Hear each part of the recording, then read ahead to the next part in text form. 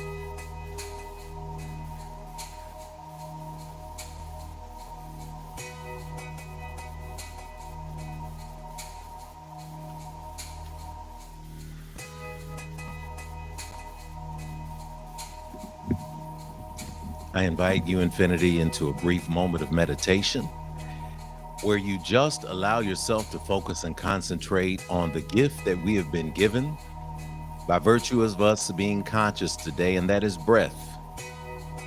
How you been breathing out there this week? Have you been taking moments and pausing to notice how good life is? I encourage you in this moment to join with me in breathing in and breathing out.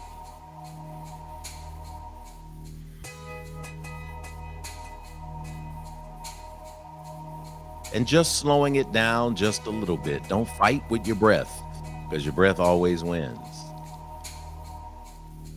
It knows how to enter your body. It knows how to exit your body. It knows how to do the divine dance with all of creation. It knows how to exhale those things that we no longer need. It knows how to inhale the things that serve us. So I invite you in this moment of centering, in this opening of the way, to enjoy the gift of breath and to focus even deeper on it by allowing the eyes to gently close from top to bottom.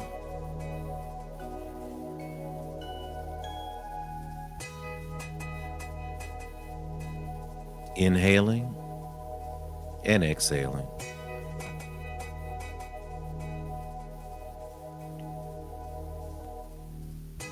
And in this simple action and interaction, we acknowledge the presence of the divine in us today.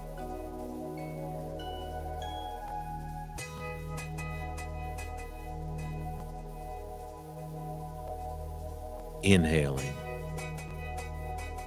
and exhaling.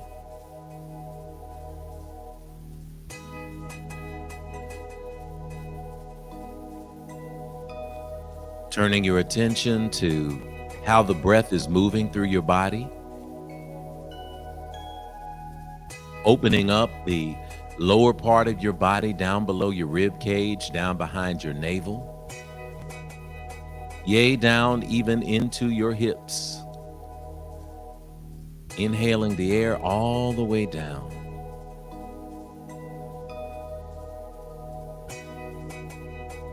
Pausing it gently and then slowly exhaling and releasing it all out.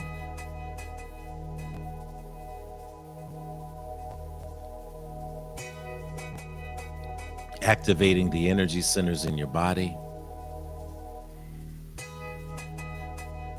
Bringing alive every cell in your body, feeling the light of healing moving through you. Acknowledging that this is the gift that is given to us every single day, every single moment. The gift of life, the gift of Ashe, the gift of prana, the gift of spirit.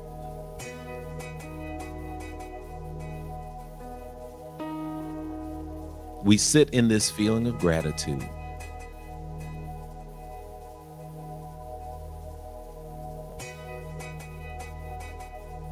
It is from this still and quiet space that we begin to turn our attention to the space deeply within. The space where the God of your acceptance and understanding makes its will known, makes its connection felt to you, reveals its culture, its origin, most importantly, reveals its love. And in acknowledgement of the presence of the divine, we now bow our heads. We open our hearts as we speak directly to this truly divine source. God of our acceptance and understanding, known by many names, known by many faith traditions, known by many paths. I speak today in acknowledgement of your presence with us today at the Infinity Fellowship and in your presence on this infinite life stream. You are the power that is under us. You are the power that is through us. You are the power that continues to be the thread in the tapestry of love. And so we thank you for this energy that you are sending through this stream infinitely. Thank you for the love that we feel when we gather on Sundays. Thank you for the many voices that come together on this stream to make sure that people are fed spiritually, that we continue to acknowledge your presence and that we continue to grow, that we continue to go forward in this wonderful year of divine development. We know that we are building in this year. We know that we are growing and expanding in this year. We're doing the details. And in this wonderful month, we are grateful to be able to do the right thing and to do the right thing infinitely as we have been unpacking what it means to take right action. Thank you for the gift of situations that require us to dig deep and ask ourselves, what do we truly practice spiritually? And so we give gratitude for Thanksgiving. We give gratitude for the ability to forgive. We give gratitude for the ability to move on. We give gratitude for the ability to focus our gifts. We give gratitude just for living today. And as we have navigated through memorials and funerals and weddings and all sorts of rites and tradition, one thing that we recognize, oh God, is that life is short and it's precious and it moves so quickly. So in this moment of acknowledgement, when worlds are arguing over who is going to war and who is not, when families are arguing over possessions and positions, when all of these things around us are moving and shaking, making a way for a new day, we proclaim in this moment peace. The peace that emerges from our very soul, the peace that only comes when we are walking in divine purpose. It allows us to focus on what are we willing to contribute to making the world a better place. What are we willing to contribute to this thing we call life? What are we willing to leave on the table so that when our time has come to move to the space of life after life, people who are left behind will have something good to say? And so I say in this moment in proclamation that something is said today, that something is sung today in the familiar songs, that something is put forth in the world through our speaker and our speakers and those who will sign on to ask questions, that something expansive and miraculous will happen. That a person out there will be reminded that they're not here just to mark the time, that they're not here just to move through the world with their head down and just get it done and go home and go to sleep and rinse and repeat the next day, but know that each and every person under the sound of my voice is here for a purpose. And there's something unique and special that they're here to do. And so I proclaim a full, loving life for those who are hearing me. I proclaim powerful and healing health in this place today. I speak a comfort for those who are grieving. I speak a boost of celebration and new life to those who are in need of love. To those who would put a request in the chat or those who have a request in their heart, we speak that it manifest. And we send this around corporately with everyone who is hearing my voice go forth. And so today we proclaim an awesome service. We proclaim awesome healing. We proclaim a blessing over our fathers, the work that they do in the world to stand tall and to be lights for those families that they are around, whether they are families of blood or families of experience. We speak that this love continue to emanate from this place and that all are covered by it and that we are continually inspired by you to live this life to the fullest, to do our thing because we are representing you, representing yourself through the diverse faces and spirits that we call people who attend this place called infinity.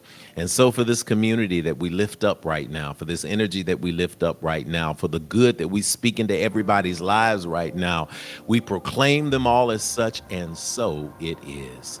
Amen. Amen. Hotep. Shalom. Namaste. Ashe. And so it is. Let's prepare our hearts and our minds for the rest of the opening of the way, which is the pouring of libations.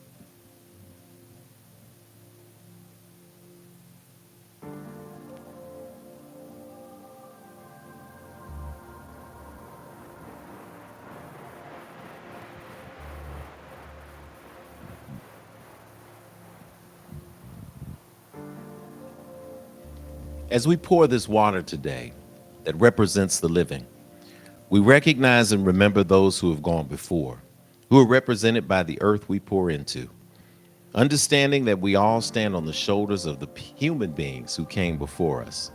We pause to open the way for them, as absence in the body simply means presence in this divine and magnificent, limitless cosmos that surrounds us.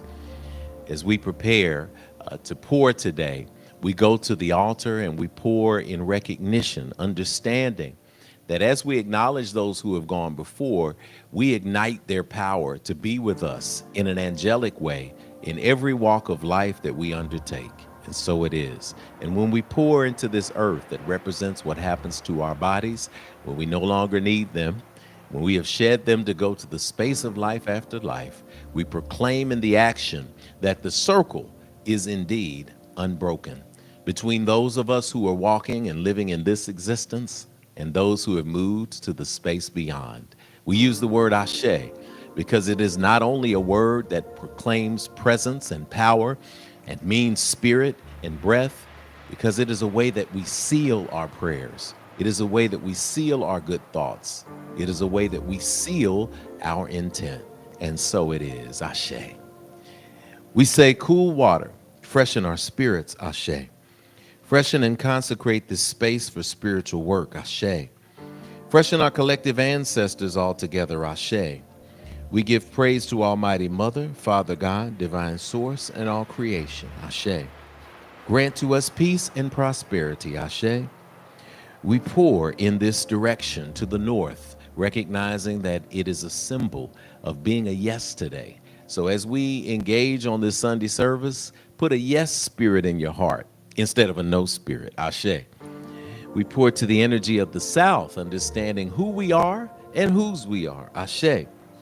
To the beautiful direction of the east and the rising sun, today is a brand new day, so we don't have to drag our past into our present. Let's enjoy the present, which is why it is a gift. Ashe.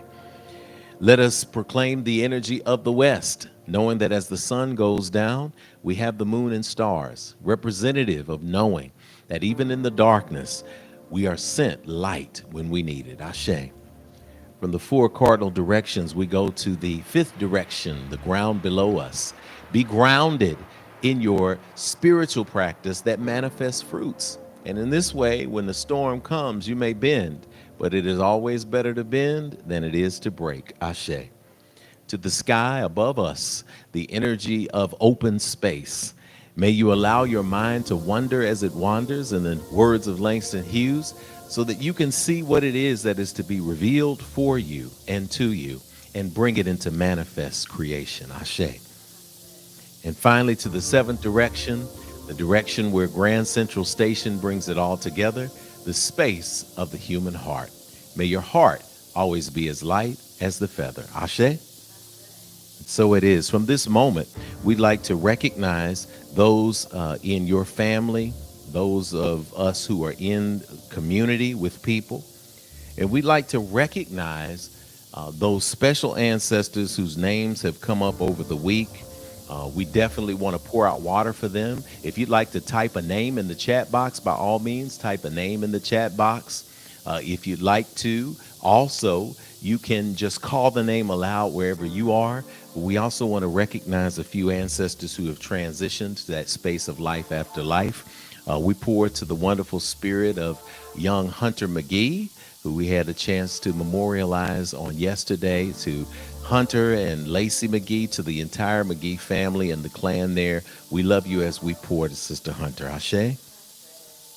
We also pour to the spirit of a wonderful young lady, and I say young because perspective is everything, who transitioned, who was a fixture in the 90s back in the day with Black Entertainment Television, Sister Ananda Lewis. Ashe. And of course, when I call this name, it makes me just want to jump up and dance and celebrate.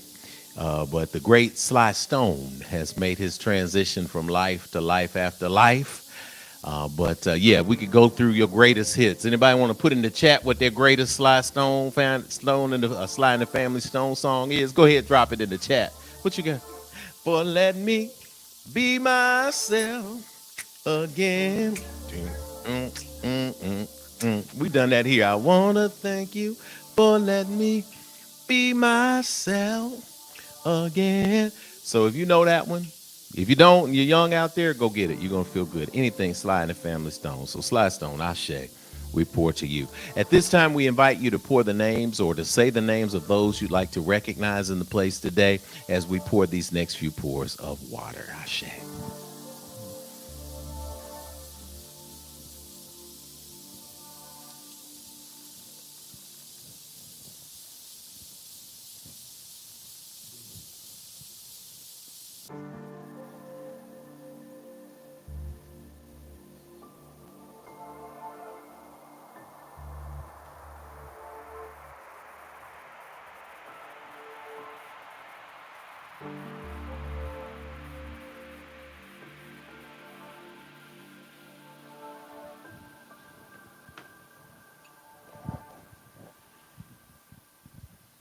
And as we continue to say those names aloud, for the children in the world, the children in the womb,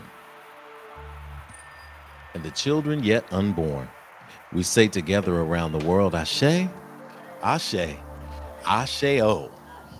And so it is done in the space today. Listen, we want to say welcome to everybody at Infinity Fellowship. We want to thank you for joining us today in a powerful way. It's time for us to welcome our very first time visitors.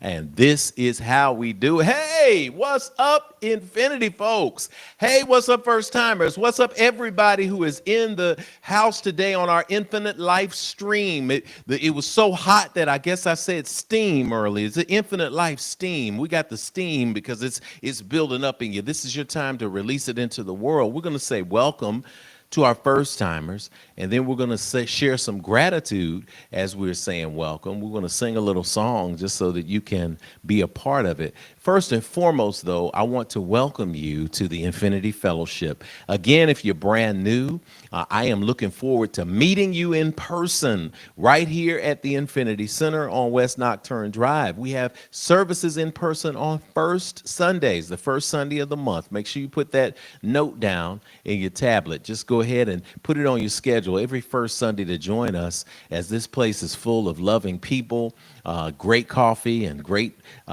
snacks, great activities for young people in the Youth Power Zone. And in this space, I want to welcome you today. And to welcome you, I want to do it in a special way. If you're first-time visitor at Infinity, I'm going to ask you to just pause for a second and do a couple of things. Number one, let us know it's your first-timer in the chat. You may have showed up because you know our speaker. You may have showed up because you saw the flyer online. You may have showed up because somebody nudged you and said, hey, this is a place you need to be. Go ahead and say first time. This is my first time, or I'm a first timer in the chat. The other thing that we want you to do is to fill out the visitors form. So I'm going to put a slide up now that gives you an opportunity to hold up your phone to the QR code and to scan it. It is a wonderful way to be a part of what we're doing at Infinity Fellowship. If nothing, just to get a little note to say, hey, we see you, we're around you, we recognize you, we respect you. We are so glad that you decided to join us today. So fill that out. You can hold it up to the QR code, or you can look at the link that we just put in the chat. And that link is going to take you to a brief form. You just fill it out. Say hello. We'll send you a little note. And when you come in person, we shall bestow upon thee a wonderful gift. Just a gift to let you know that you are so appreciated and that we recognize, respect, and see you. So go ahead and fill that form out. Or fill it out immediately after service. I see that we've got some people showing up in the chat. I'm going to say hello to you in just a few minutes. And that's going to be absolutely, absolutely beautiful. We love you at Infinity today. When we're here, we say a wonderful welcome message. But I like to let you know from me to you that we know, and I get to know who, what, where, when, and why you are. First and foremost, you're not a human being who showed up to have a spiritual experience today. We want that to happen. We know it's going to happen. But it's the other way around. You are a spirit navigating the human experience, just like the rest of us. So from wherever you are, if you are a first timer, just hold up your hands to the screen. And I'm going to send you some energy in. And of course, that energy comes in. We all felt that love energy coming in through the music. That is something that we send to you in a powerful way. We send you peace, we send you love, we send you power and understanding. And I want you to just at home take a deep breath. Let it go. Enjoy that feeling. That feeling is animation. It's knowing you're here. When you come on First Sundays, people will be repeating this after me. For today, I just want you to hear the words at home. So I'm going to say our visitors welcome directly to you. I see you, and I want you to hear me. I really see the real you. I see who you are. You are a divine manifestation of God's creation. I see what you are. You're a spirit. You're more than what's on the outside. You're a gift to me and to the entire world. I see what you are, and I see where you are, most importantly. You're right here on this screen with me, where I can let you know, if nobody else will, that you're not alone. I'm with you. All of Infinity is with you, and you are at home. I see when you are. When you are is in the right now, baby. You're so much more than your yesterday. Finally, I see why you are. You're here to learn, to grow, to embrace your dreams, and to celebrate your divine destiny. I know all of this because I'm here to do the same thing. So we're going to help each other out, all right? I really see the real you. We really see the real you, and you're shining today. You're shining always because the light is in you. So welcome to Infinity. Welcome home. And we say together, Asheo!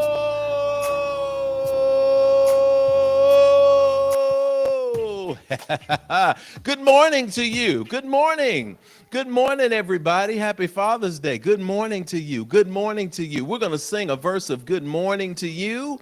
Good morning to you is how we welcome you at Infinity. It's how we say that we are excited. I want you to say good morning in the chat, and I want you to drop the instructions that you see on that doggone slide that's in front of you. All you got to do is say, my name is, and I'm grateful for. I dare you. Come on, let's start a gratitude chain. What are you grateful for? Good morning to you. Hey, A good morning to you. Come on, let's go. A good morning to you.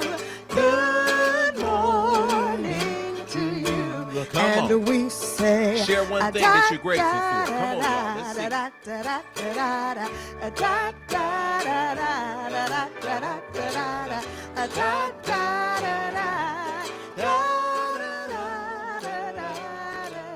Come on, good morning.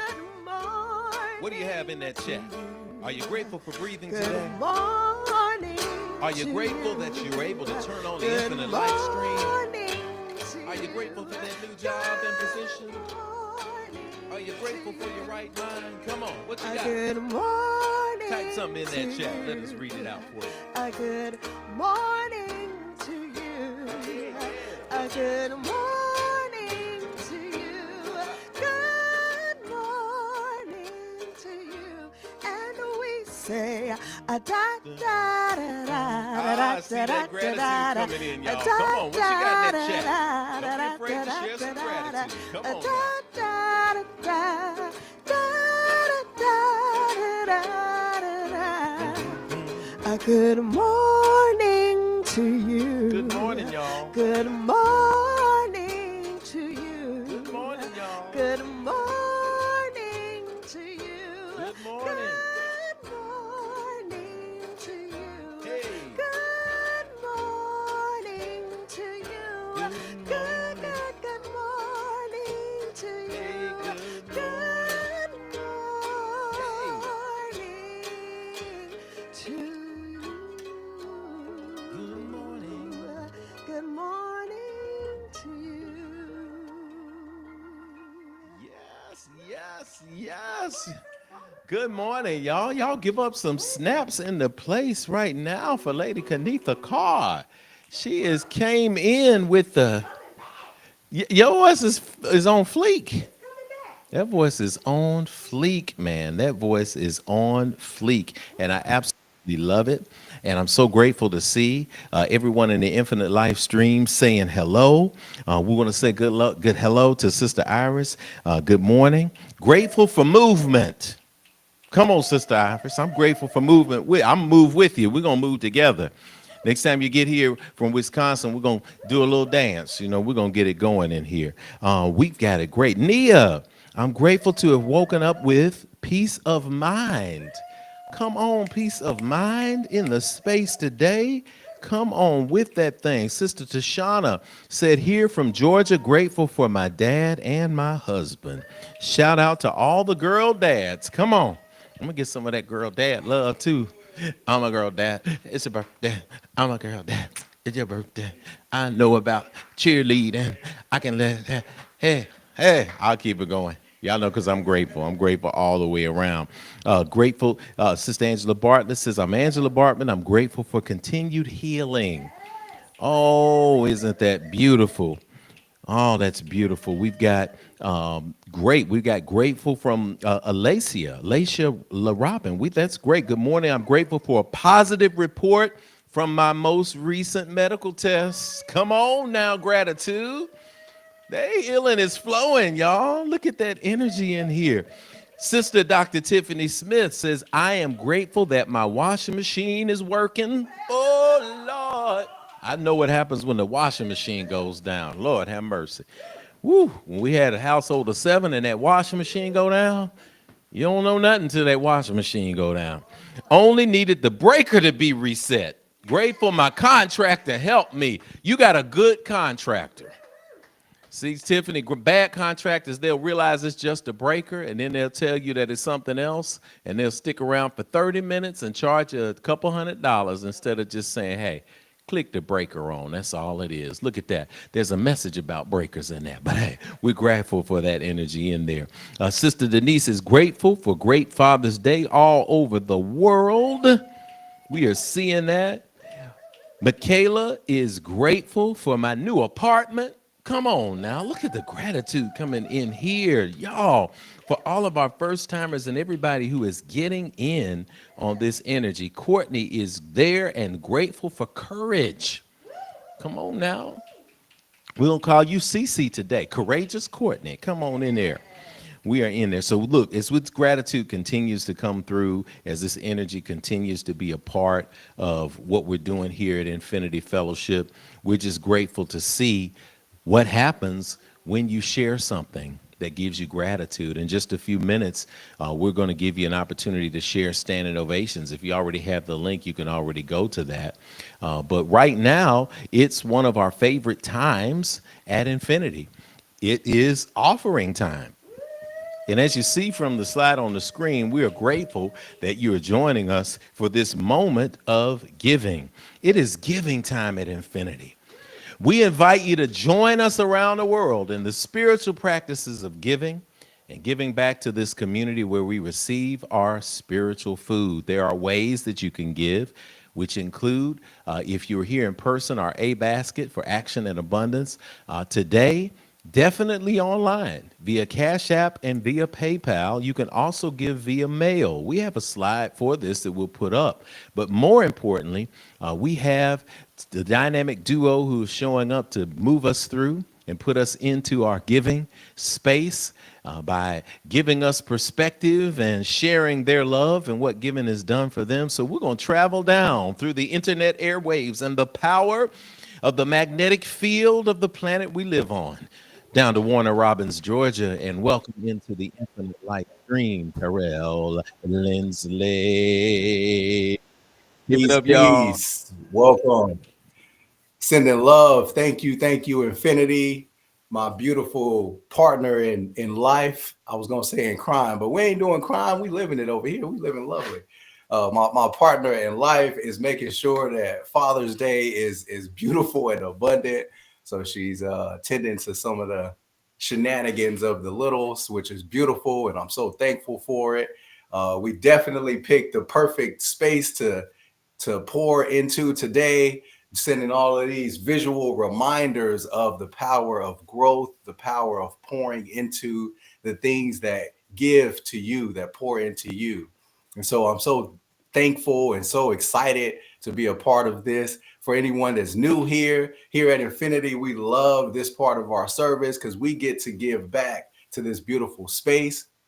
As I was thinking about, my journey with tithing, something that came up for me, and many of you might have shared in this, or some of you are in a higher vibration than me. But I made a lot of jokes about this brother who seemed to usher in this locking of doors during this time period, and I made a lot of jokes about that, and was sitting with what it looks like when there's apprehension of pouring into a space that is an open door policy where all are truly welcome. What does that look like from my personal perspective when I'm a little nervous about tithing because I'm thinking about all these other opportunities and things that I need to pour into? And what came to me was sometimes I lock my heart. Sometimes I lock myself off from that energy of giving, of love. And so what happened up my heart and allow myself to just be, and I allow myself to pour from a space of abundance rather than a space from lack. And as you can see around me, when I do that, it's abundant. There's ways that grows without me even knowing. There's ways of growth that happens without me even being aware of it. It just pops up right when I need. We're pouring from that space of love, and we're pouring and giving from a space of abundant love. You don't have to worry about when or where things are going to happen. We just have to be and be ready for it. And so today is an opportunity for you to practice with me this powerful opportunity, this powerful practice of giving from an open heart. At Infinity, we don't just leave you hanging with that part. We actually have a process that helps you open up and helps you get into that affirmative action. And so there's going to be a slide that pops up on the screen of this affirmation that we say together. And this affirmation is so helpful in this process because it really outlines why and how we give. And so say this with me. Open up your hearts and minds as you say it, and just see how this energy flows through as you continue your practice of giving. So here we go. Oh, limitless, abundant creator, source of everything I possess. You have given me the gifts of life, breath, and creativity. You continue to provide for me without judgment or preference. And so I freely return these gifts to you with my whole heart, mind, and intention, knowing that as I give freely with both remembrance and gratitude, the circle of abundance will be unbroken. And And so so it it is.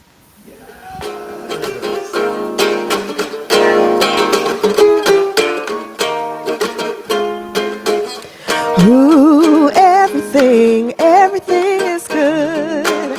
Everything is good. Everything is good. Yeah, everything is good. And I've got it. I've got it. Oh, I've got it good.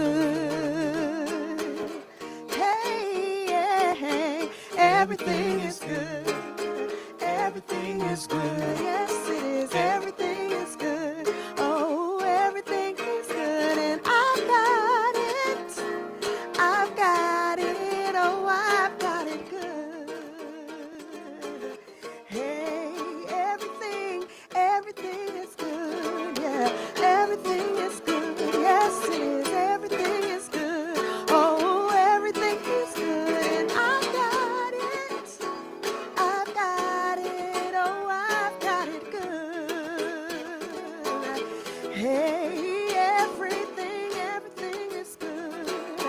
Everything is good, yes it is. Everything is good. Oh, everything is good, and I've got it. I've got it, oh, I've got it good.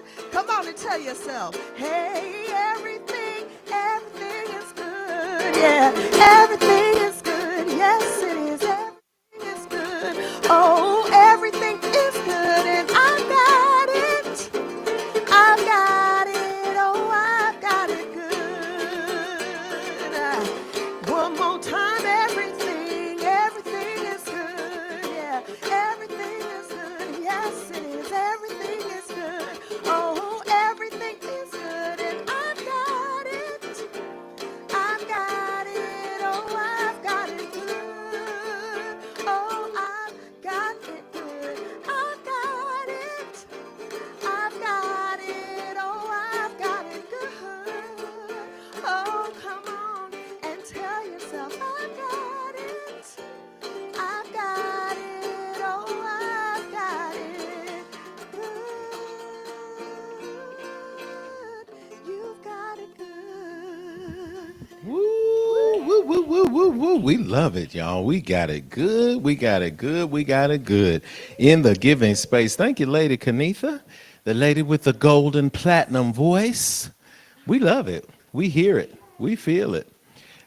Say, hey, this is a good opportunity for you to just keep that good energy going at Infinity Fellowship, y'all. We got a few brief announcements before I get to those. We are gearing up, for standing ovations. So we want to put in the link or in the chat, a link for you to fill out a standing ovation form. A standing ovation form celebrates a milestone, something that has happened in your life as a result of your spiritual practice here at Infinity Fellowship. We like to celebrate that when you put spirituality, nurturing, action into the universe, you see P, the proof. That's what SNAP means. That's what that energy is. That's why we put it on the wall up here.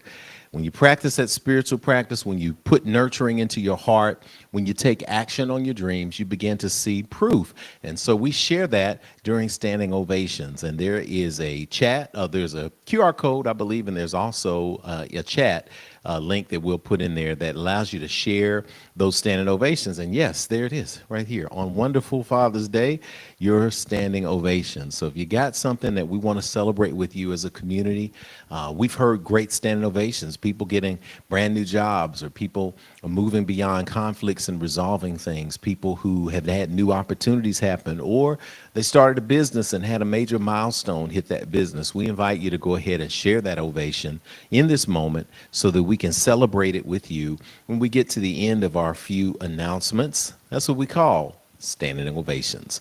I want to welcome you to June.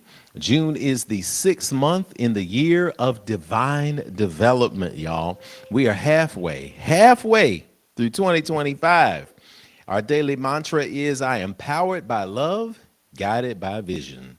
This is the year that we continue to develop our personal infrastructure. If you're working on your spiritual practice, this is the time to get focused. Like those hands look like binoculars and an infinity symbol. It's time to focus that energy. It's also time for us to continue to grow our institutional infrastructure. We're excited for that. So we're grateful for the opportunity to stand as a community for spiritual growth by saying that I am powered by love and guided by vision. Say that with me. I am powered by love and guided by vision. Breathe in, breathe out. This month's theme has been Do the Right Thing. It is continuing to be our theme. Our downloads and themes this month are focusing squarely on the development of fruit-producing right action in your life. Right action, it develops great character. If you're ready to take your spiritual practice to the next level, take notes on Sundays, y'all. Get your notepad out. If you're new to Infinity and you want some inspiration, there are things that are said and sung and practiced at Infinity that will help you with your spiritual growth and practice. It's most important that you see fruit in your life. This is your reminder in this space today that we want you to see fruit by doing the right thing. And the universe has provided us with 5 complete Sundays this month. So we've got great things coming up next Sunday, and then we have a special 5th Sunday service, a fireside chat that we'll be doing to delve deep into how to do the right thing by painting by the numbers. Wait for it, painting by the numbers. Put that in your hopper and keep going. Here's your monthly reminder that we do meet in person every first Sunday, and we meet virtually every other Sunday of the month, although we have special activities in between. So for those of you who are waiting, mark your calendar for the first Sunday in July. And we're going to have a great time right here at Infinity Fellowship. We invite you to get here. I'm excited that we're working on initiatives to even expand our parking. Y'all, Infinity is in a wonderful moment of explosive growth, so we invite you to be a part of that. Speaking of explosive growth, one of our great summer enrichment programs is headed back for our young people and adults. We call it Vacation Spirit School. Yes, yes, yes, yes, yes.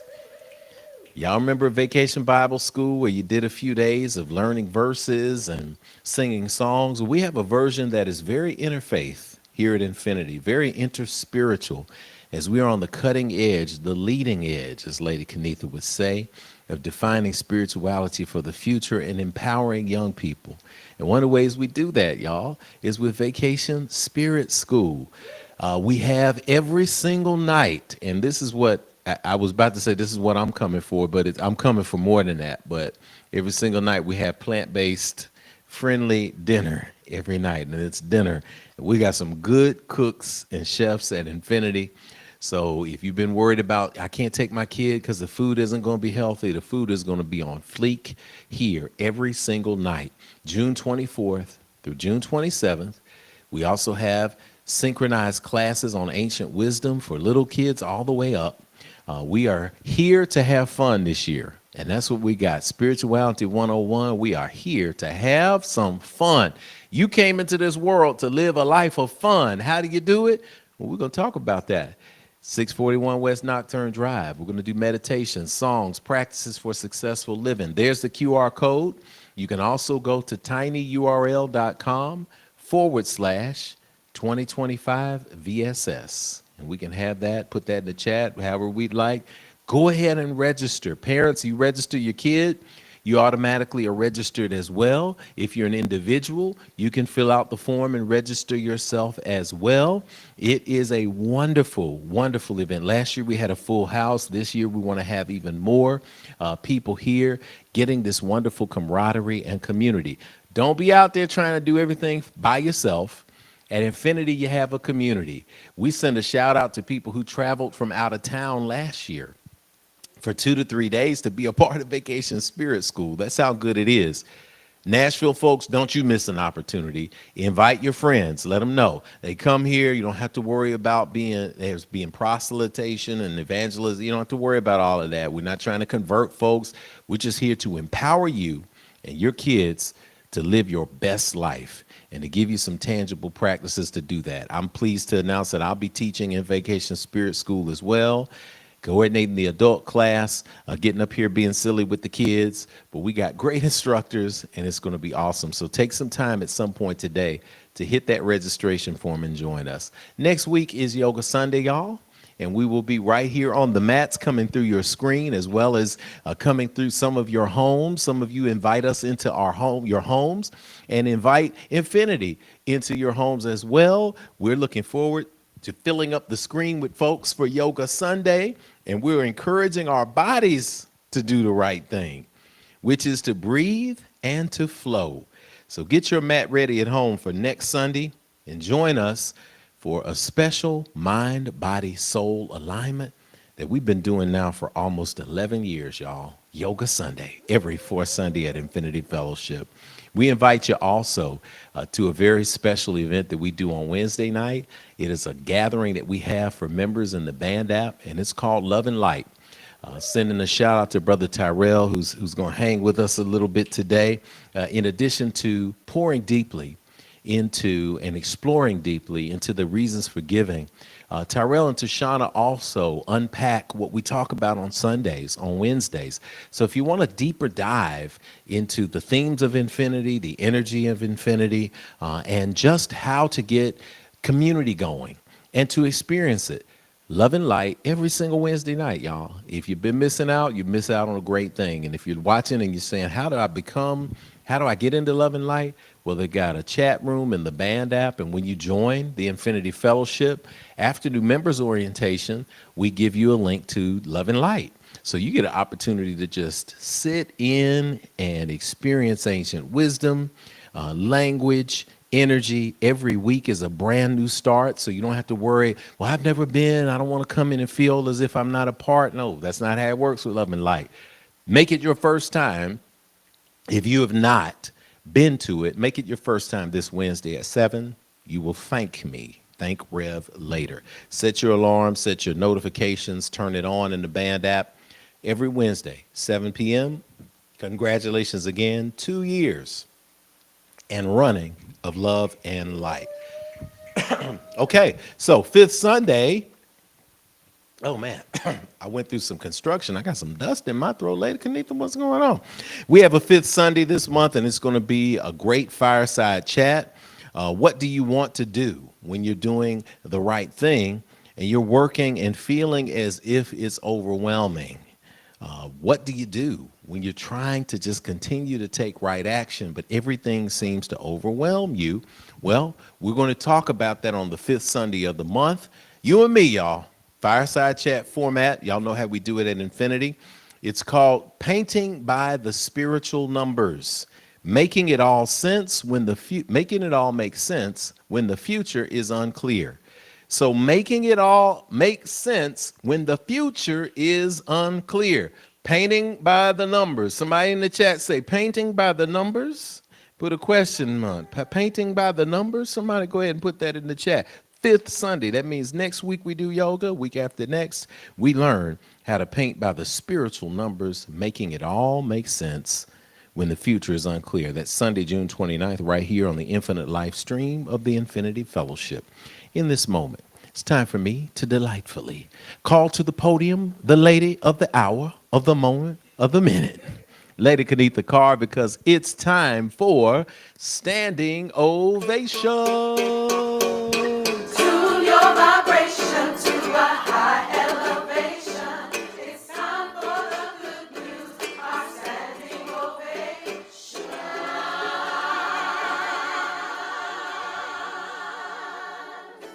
Woo! Yes. Yes. Well, hello. And, our high energy at IF comes from our practice of snap. And so that is why we snap our fingers during this part of the service. Yes. And we receive practical lessons and tools for our individual journeys, and that's spirituality. We fellowship with like-minded spirits every week. That is nurturing. We take what we learn and we apply it in our lives. That's action. And then if we do these, then every week we see examples of that progress in our life, and that is what we call the proof. The proof. So let us pause to enjoy a collective moment of manifestation and expansion. So here's what's going to happen. When your name is called, please stand as I read aloud your manifestation. When I finish each person's ovation, we will all snap our fingers. I think we know how Everybody to at home, snap, get ready, snap, know how to snap our fingers. Hey. Spirituality, nurture, and action and proof. Snap, snap, We're snap. snap. And we're snapping. And then at the very end, that's the good stuff. We are going to provide a collective standing ovation all around the world. So, yay. Yes, I'm enjoying some. Yes, I have a standing ovation as the standing ovations are coming in. We're going to give that standing ovation too. We're going to do that. I promise you. We're going to have it. But our first ovation, I want to go ahead and read through our ovations. First one that came in today is from Tony I, who is working our tech today. Tony wants to let you all know that I was able to learn and memorize 1.5 pages of material within a week. Standing ovation, T-Money. Standing ovation to the mind and the memory, brother. That's awesome. We celebrate. Sister Iris Lee. Stand on up at home, Sister Iris, because we're grateful for movement. I want you to know that everybody around the world is here too. Sister Iris says, my farming projects of bringing life back to the family farm is growing life as we gather. My tree line with abundant food sources, come on, road trip, is thriving. My goats had their babies. Oh, the girls. Oh, my God. And my niece, whom I've had the pleasure of watching grow, has been promoted to director of her assisted living facility after only a year with the company. Ashe. Manifestation. Come on, manifestation. Abundance. Ooh, we're Road hitting it trip. in. Road trip. I need some trees with a fruit trees with a tree line with fruit. Come on now. We can do all And I kind might of even things look through at the fruit. goats from afar. Kenitha will come and do goat yoga. From afar. No, we get you close. No, the Lord, downward facing no. dog. We'll We get get on the road. We take Sister Alicia, Sister Kenitha on the road, do some goat yoga. Yes. Nice. I don't know. I don't think that's a thing with every community, but We got to yes. get out there. We sure do. We need to get out there. Yes. Sister Tashana Lindsley, glad to have her in the house. June 14th, 2005, Tyrell, a senior in high school, asked me to be his little girlfriend. 8 years later, in 2013, Come on now. I became his wife. Doo-doo-doo. Just want to give my shout out to my forever boyfriend and now husband. You are exactly who you think you are. Thank you for always showing up. Happy 12th anniversary and happy Father's Day to my love.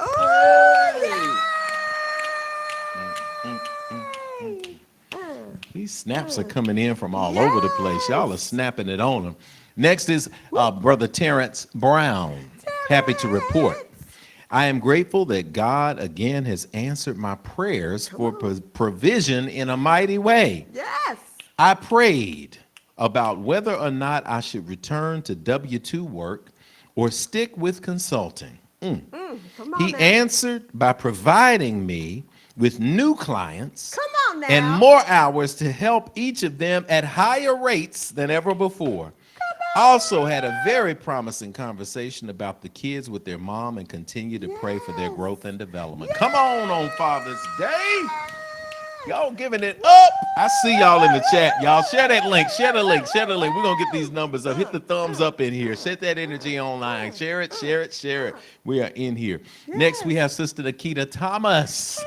Sister Kita is in the house doing great things. I have 2 amazing and talented children. DeAndre celebrated his 23rd birthday yesterday, 23. And Deani starred in her annual spring dance recital. Come through, y'all. Trey, our man who set up our system. We sound so good to y'all right now because of Trey. So we sending him a 1, 2, 3. Happy birthday to ya. Happy birthday to ya. Happy birthday. Happy birthday. Happy birthday.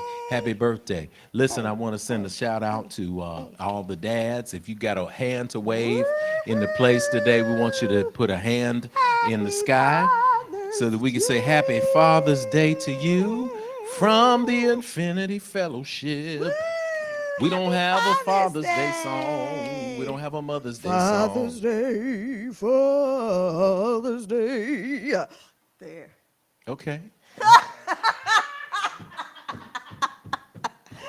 We're going to record it.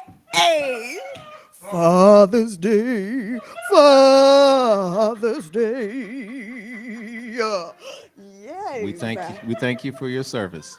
Come on now. See? Come on, let's record it.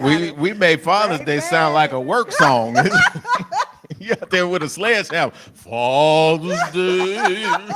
Father's Gotta get the low voice in Day. there. Here Father's Day. Yes. We want to lift up the energy of the fathers today.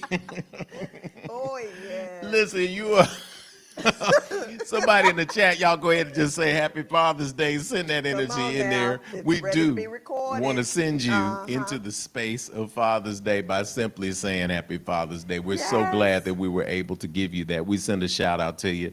I'm sending a shout out to our board, especially Lady Kanitha, Sister Alicia Hamer, and our finance team member, Sister Deanna King, for attending a wonderful grant making workshop yesterday that is preparing us for the future of infinity in the year of divine development. We now have several people who are equipping themselves to now begin to look at how we expand as an institution, how we continue to reach you in bigger, better ways.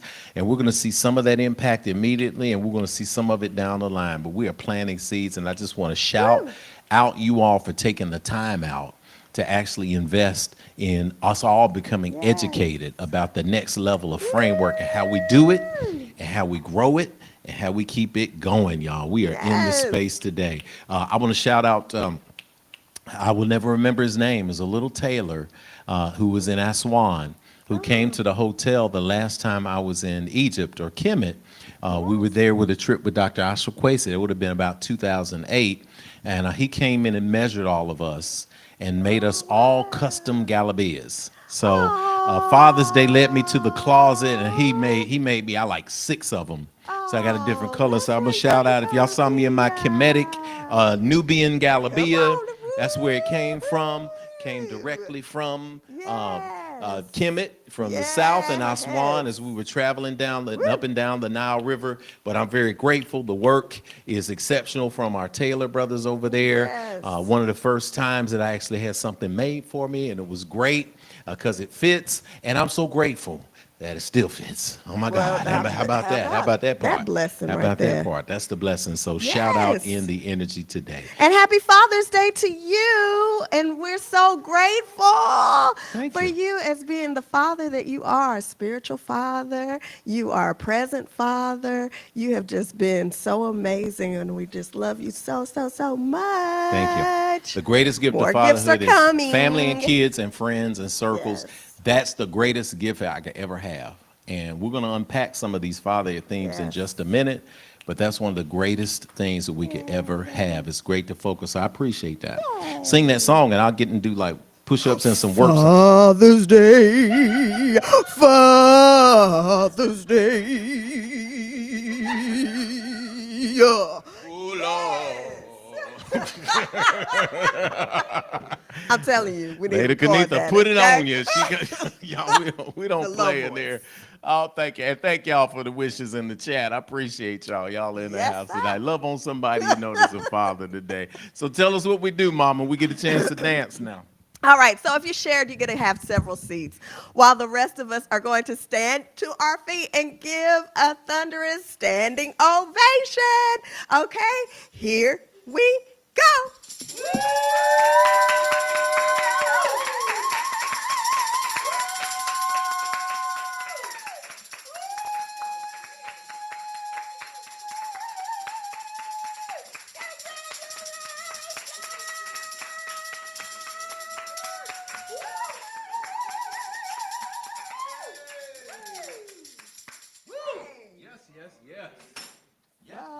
This day, so it is spoken, so it is received, and so it is. Ashe. Ashe.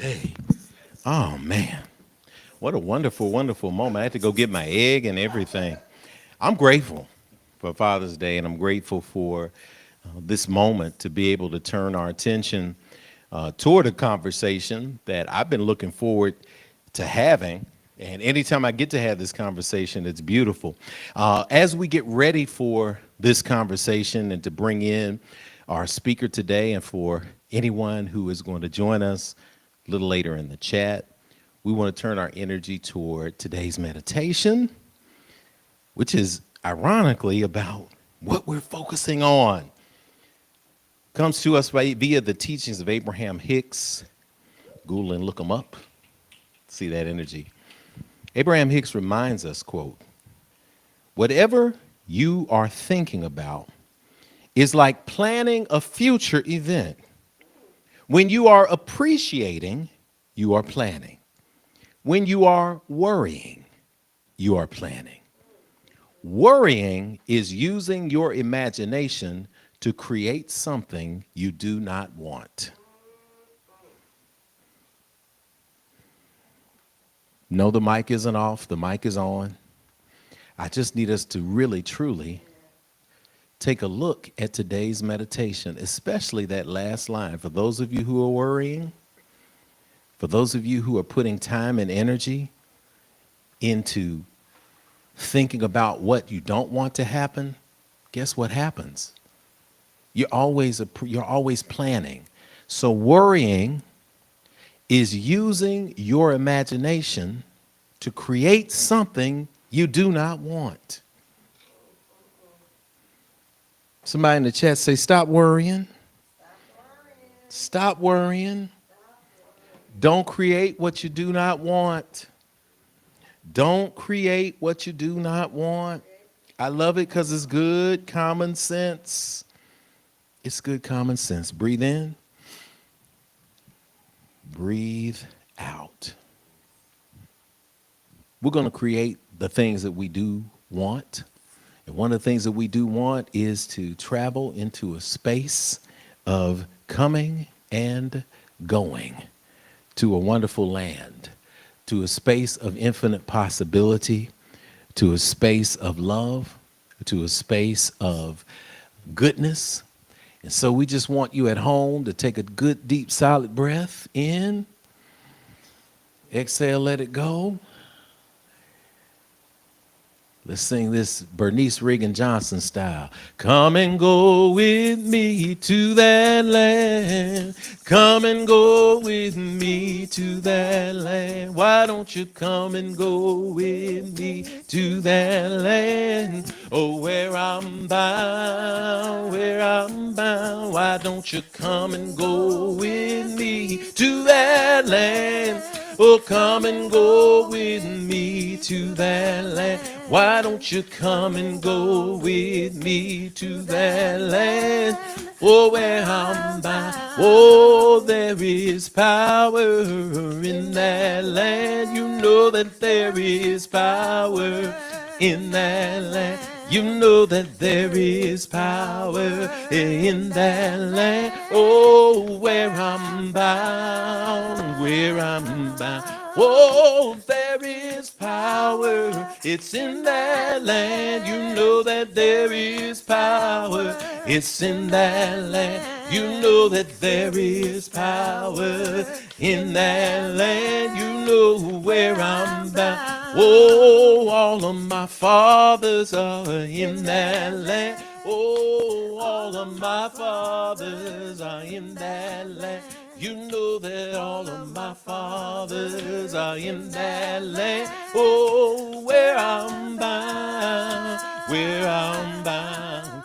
I said all my fathers are in that land. Oh, all of my fathers are in that land. Oh, all of my fathers are in that land. Oh, where I'm bound. Oh, all of my mothers are in that land. I said that all of my mothers are in that land. Yeah, all of my mothers are in that land. Where I'm bound, where I'm bound. I said that all of my mothers are in that land.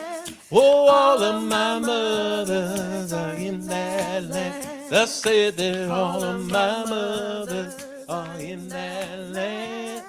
Oh, where I'm bound. Oh, don't you wanna go to that land? Don't you wanna go with me to that land? Y'all, don't you wanna go with me to that land? Where I'm bound, where I'm bound. Oh, don't you wanna go with me to that land? Don't Don't you wanna go with me to that land? Oh, come and go with me to that land where I'm bound, where I'm bound. Well, I heard all of y'all from all over the place singing with us here. Listen, I'm gonna get you a chance to come and take my seat in a minute here as we get ready for If Teaches. I get the wonderful opportunity to have a wonderful open conversation with our special guest. I'm gonna read a little bit about him. You know him, he's an Infinity person here who is one of our Infinite live streamers and members and board members and guiders and teachers from Birmingham, Alabama, headquartered in St. Louis, Missouri, though, y'all.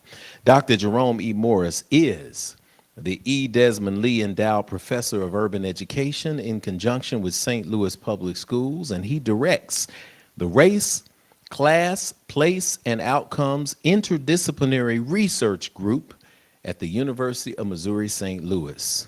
Dr. Morris has been at the forefront of highlighting the centrality of the U.S. South and African Americans' experiences, examining achievement gap issues, researching school desegregation, rebuilding viable urban communities and schools. He was awarded the prestigious Lyle M. Spencer Research Award from the Spencer Foundation to investigate the development of his theory of communally bonded schooling. We'll unpack some of that too. A University of Missouri Assistant Presidential Engagement Fellow, Morris serves as a leader at the local university, state, and national levels. He's a co-founder of Education for Liberation, a national coalition of teachers, community activists, researchers, youth, and yes, parents.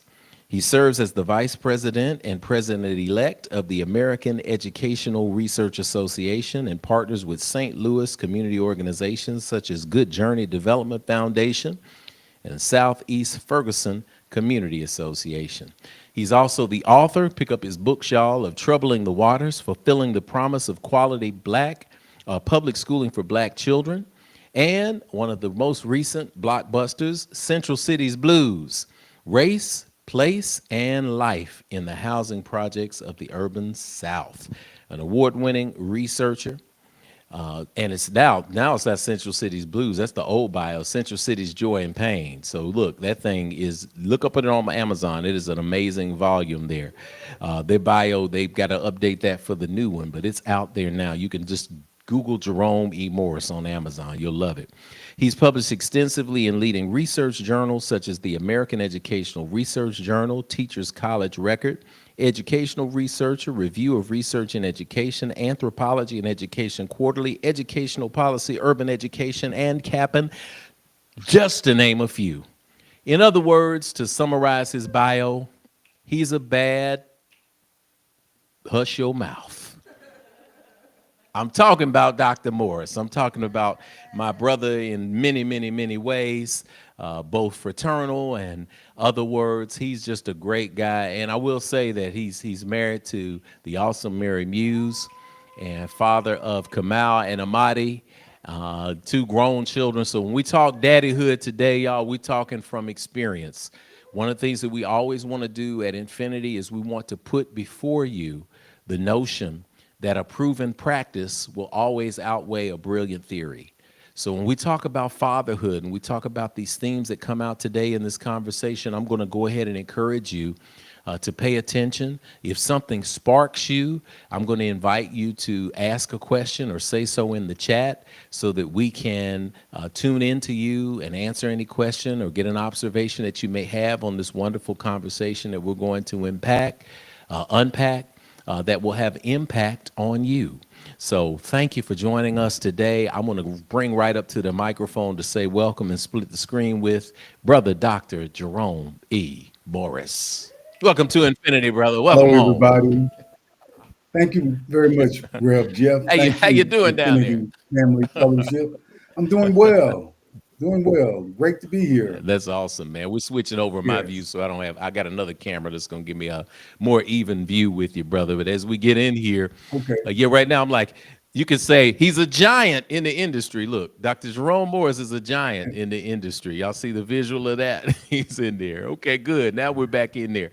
Doc, how you doing down there in St. Louis? Happy Father's Day. Man, happy Father's Day to you too. I'm doing well. Thank you. Thank you for the gracious description of the work that I do. And I'm honored to be here. And brother, you have been there all along the way. I just want to say that, second to my immediate family, my wife Mary, my daughter Amadi, and my son Kamal. I've had my brother Rev Jeff with me the whole time, and then Sister Kanita Carr. Thank you all for being a wonderful part of our family. And so this fatherhood piece is really, as we talked about, this work that I do around communally bonded education, really is about communal relationships. And we have these identities like mother, father, somewhat general descriptors of what we actually are. We are kinfolk. And that's really what it's about. We're kinfolk collectively working for the uplifting or the betterment of the community. And so we have these labels we call father, mother, but we know there are really energies that are advancing us and training us and developing us, socializing us, inculcating values, ensuring that we survive and thrive. Just want to start Let's off start with off that. with that, man. And the thing that I love, Jerome, is we get a chance to have some very real and honest talk. And 10, Right. 15 minutes, maybe 20 minutes or so, just let's just unpack a few things because there are some things that come to me. People come to me. You have two children. People come to me. I have five. I got a blend in my family as well. This conversation around kinfolk, let's unpack Hmm. that because we hear the saying, well, kinfolk ain't always skinfolk. What do Right. you feel about that? What do you think about that when we hear that? Are kinfolks always people who look exactly like us? In your journey as a father, what has been your experience when we talk about it taking a village to raise a child? What has it been your experience growing up? You've got two great successful children, college educated, even the homeschooling, everything. Just model human beings. I love them. I call them my niece and my nephew. And we all can be braggadocious about our children, be prideful about them. We all have great kids. I love that. What we talk about though in raising our children, because there's this notion that we talk about colloquially in black communities that we didn't get here all by ourselves. But how do you Right. define in your life when you look back over how you raised your children, who were the additional kinfolk and were they always skinfolk? Well, the thing that when you mention about when they say all kinfolk and all skin folk and kinfolk, well, I kind of I challenge that a little bit. One of the things I think the reason I challenge it is that I'm remembering something Mary's uncle, her uncle Daryl, had said to us one time. And he was making a distinction between, we were at a family reunion. He was making a distinction between relatives and kinfolks. So I think we should say relatives. Relatives are people that you have a biological genetic connection with. You're related to them and you're born into that world. But kinfolk are people who are committed. I would argue it's a sacred relationship. People who are committed to your overall development. And so this part, I understand what people mean when they say that, but I think the word relatives, something that is some type of a relationship, generally a genetic biological relationship.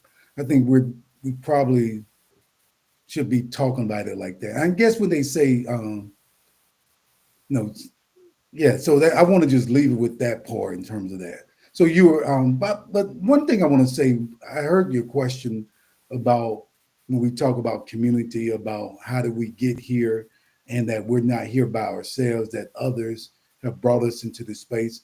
I want to like backtrack here because there was something I think I wanted to say earlier, and I wasn't able to get it in. It was really about.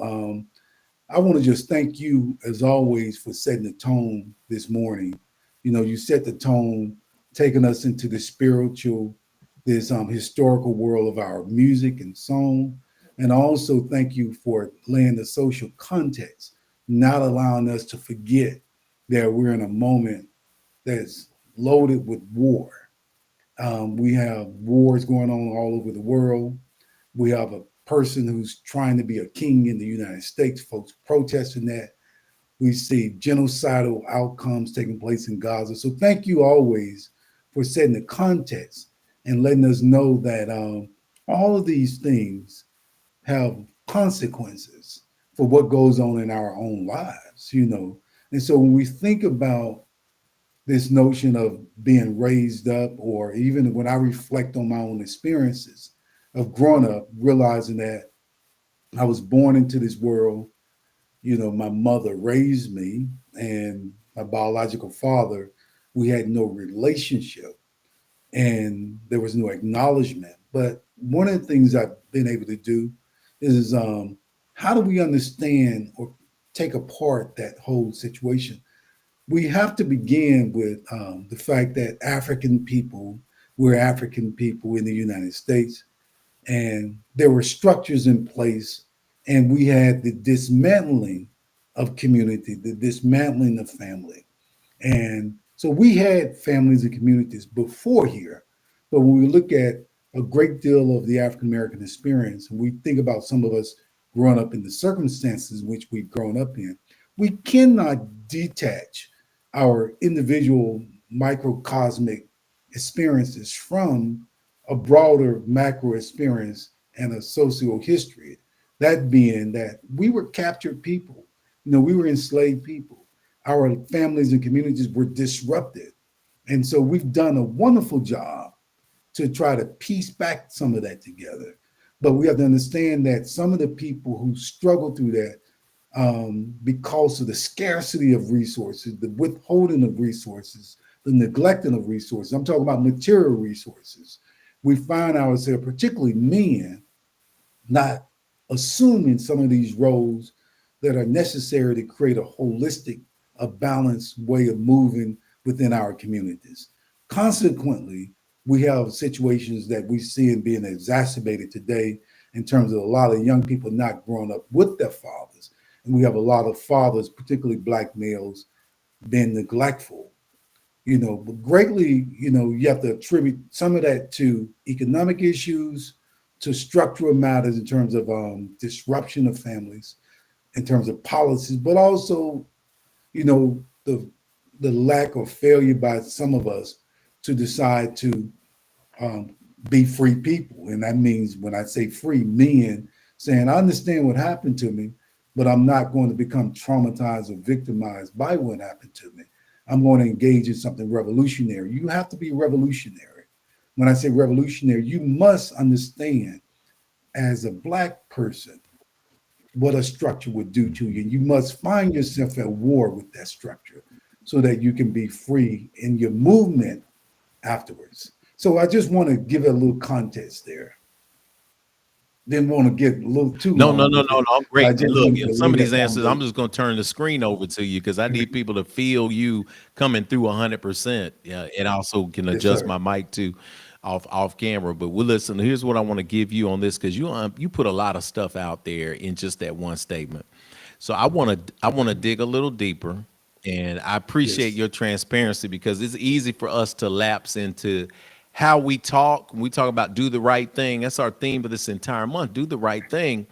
It's easy for me when we're having a conversation for us to lapse into just how we talk on the phone when there's nobody else around, like you and I, our conversation. But it's ironic Yes, because sir. that's exactly the way we should be talking when other people are around because that's what consistency is. It's how you talk when nobody's around. So I appreciate your authenticity. And when we talk to authenticity, you alluded to something, and it's no secret. It's in Central City's Joy and Pain. If anybody wants to get the book and talk about it, when we talk about fatherhood. talk about your own experiences, because I get to hear excuses a lot. There are people who have become really good in life at not doing self interrogation and avoiding self Mm, interrogation to say, what am I responsible for in this life? There are people who then find ways to argue for their limitations.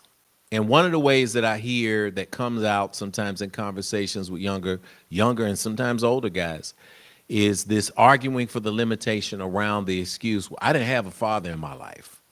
So the reason why I don't do well in relationships is I didn't have a daddy in my life, or I didn't know who my father was, or my daddy was inconsistent, and that's why I treat women the way I do." And it's a continual state of excuse making for not making change. What was the experience like for you coming up, not having a traditional father in your life, and how do mm. you think that has managed, or how you think that that has influenced in any way how you are right now, either as a man or with your own children? Well, that's a great point. One of the things, as you were talking, I just got taken back to a sixth grade classroom I had. Had a teacher by the name, I called her Miss Geed in my book. And we learned this poem by James Weldon Johnson, The Creation. And in James Weldon Johnson, for me, everybody, many of us are familiar with it. If you're not, definitely go and look it up. It's one of the greatest poems, and it's really like a sermon. So the thing he talked about, there was a line in there, and he's talking about how God created the world, and the ways in which, visually, beautifully describes it. And one line stood out to me when God looked around and he said, "I'm lonely. I'll make me a world." And so right then and there was this notion, humanizing God in many ways, but allowing me as a 11-year-old boy to see, oh wow, God made the world and God thought about the world. And so one of the things I kind of thought about myself is, how do I create a world? In a godlike manner, not knowing I was thinking like that, but it stuck with me. And the notion that you can create something, in that we can manifest things. And so one of the It's things, good. when I was growing up, I remember maybe about 7 years of age, and I write about it in the book, trying to find this person that people were saying that was my biological father, and so he was a man, had a family and everything. And so I was seeking this person, but kind of once he revealed himself, maybe about 7 or 8 years of age, and I saw there was no acknowledgement, I pretty much, honestly, I would say that I just about forgot that a father was something you're supposed to have in your life. I didn't over process it and didn't dwell on it, because my mother was pretty good in raising us. She did a wonderful job. Had five older brothers who modeled some things around masculinity to me and demonstrated some fatherly things to me. I had grown up in a community. And so one of the things I want us to understand is that a lot of what we experience, are adaptations. So what we call families are really adaptations to ensure the optimal survival of a people. And so in whatever abysmal conditions, humans find ways to thrive and survive. And so we've seen the nuclear family becoming a model somewhat in this context, but understand that in ancient societies throughout, we've had all kinds of structures. And most recently, in terms of African societies, and you've had people, males going to war. When you have warfare, you have a lot of things. So you have the decimation of males. And so you've had ways of creating polygamous families to kind of create a new structure to ensure the survival. Even in the United States, we see some elements of that happening, but we see the adaptation. And so in that structure, growing up, and I gave that historical background, I always do this, because I want us to understand from an evolutionary perspective that we are still human beings, the same as human beings 10,000 years ago. We're not that much different. The other thing, too, is that growing up in a public housing community in Birmingham, Alabama, they call the projects, called Central City. One of the things is that we then see ways in which people try to adapt. And Milana Karinga calls it Black folks are unique because we have this adaptive vitality to create things out of nothing. And so one of the things that I saw, maybe it was my natural instinct to say I want to be around males, and so I played football. I had coaches throughout, and I played football from 7 years of age until 21 years of age, and had educators. I gravitated toward male teachers in schools, and so maybe that was my way of saying I know there has to be balance. And so, and my mother was fine with that in terms of allowing me to play sports, have my brothers, and there were males in our community, people who exuded some elements of fatherhood, and you got the good and the bad with that. So what I'm saying to you all is that as humans, we try to kind of bring balance. I'm thinking about this notion in the RE songs about coming back to the middle. How do we have some homeostasis, some balance? And so the thing is that I was able to get that. My mother was a fiery figure, you know, and she was able to give us some things, but she couldn't give us everything. And so I found and I watched men who I said, I like the way this person moves. And I saw this guy named Sugar Man in our community. He was my little league football coach. And I said, I like the way Sugar Man, he didn't know much about football, Rev Jeff. The X's and O's, all he knew is say, Jerome, go around that corner, man, run as hard as you can. Or when that dude come around that corner, take him out, you know. And so that's all Sugar Man told us. He inspired us. He inspired us. Then we had a guy who owned a local store named James Goldthwait, both black males. And James Goldthwait always talked positively, help us to think about greatness before. Had a white guy who was in the neighborhood, owned a local body shop I worked with. His name was Preston. He allowed me to work and earn money. And so just the notion of having resources, that was crucial. Then I had a coach in high school named Coach Kelly, who he believed in me. He really loved me, but he was like, we fought sometimes. That's all I can say. And the point of it is that he really wanted the best out of me, but he had that old school way of doing it from the deep South. It was remnant of enslavement. Like you got to beat folks to get them to work. It's like pledging a little bit sometimes. So I experienced the good and the bad. Then I've seen other people. So another white guy who I saw, he was a professor, David. He was modeling fatherhood when I was in graduate school at Vanderbilt University, and I saw the way he was engaging, really cultivating his children towards success. And they're phenomenal young people. So I've seen these various demonstrations of fatherhood. And so one of the things I said to myself, and I'm bringing it all back, is that I said, when I become a father, I want to take a little bit of all of these, what these people have. And I know that you can be great. I saw myself as I did well, but I know that you can go to the next level. And so when Mary and I married and had children, I took this framework, I would call it, into our relationship and was committed to being a winner, to being successful at it. And so that's why, when our first child was born on Monday, July 4th, that was our Father's Day and Mother's Day.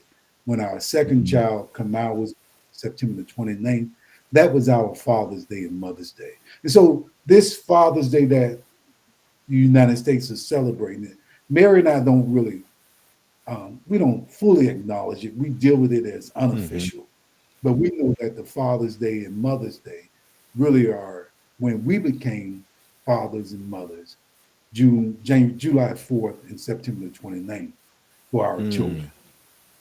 Yeah, and that's awesome. It also takes me in too, because I think about that we do get caught up a lot. We just can't help it. It's the society we live in, the commercialization of holidays, and people are get angry about that. They Yes. say, "Well, man, I'm angry about the commercialized holidays," and we end up focusing on like Christmas. And I talked about this here at Infinity. We talk about Easter and all the commercialism, but the reality is there's anger around holidays like Juneteenth and now Kwanzaa. When you mentioned Dr. Milana Karenga, you think about the energy that's there and the pressure that's put on the federal government to recognize a holiday without realizing that the moment that you get a holiday recognized, it becomes a commercial holiday. We live in America. Any holiday is acknowledged for commercial purposes. So now Father's Day and Mother's Day, all of this is acknowledged by how much you do and how much you buy. So I think that's a great takeaway, that in the spirit of adaptive vitality that we here in the space today adapt to the understanding of what does it truly mean to experience fatherhood and motherhood. And when you talk about the birthdays Yes. of the children, that is the gift. That's the gift for me. Every time I wake up and see my children, my family, my friends, when I see that energy, that is a day of celebration to me. And it's every single moment where I have a moment of recognition and realization, and it's powerful and alive there. Let's move some of this in, Sure. because in a minute I'm going to ask some questions. I'm going to give out some points that you've made that I want people in the chat to go ahead and help me reinforce. Number one, embrace adaptive vitality. So type that in, embrace adaptive vitality. If you want to be or support a great father, or you want to have a lesson for your life, male, female, however you categorize yourself, number one, embrace adaptive vitality. The ability to thrive through circumstances that may even seem unbelievable. That adaptive vitality is very much in alignment with the law of attraction. And it's also very much in alignment with today's meditation in terms of what you're creating. We have a lot of people who are worrying. And when you worry, you're actually manifesting that thing that you're worrying about so much, because that's what you're focusing on. Meanwhile, if you adapt or embrace adaptive vitality, you're going to thrive in a position of gratitude through anything that you Yes. encounter. The second point that I want to give, so somebody's going to type that in for me, embrace adaptive vitality. The second thing, models matter.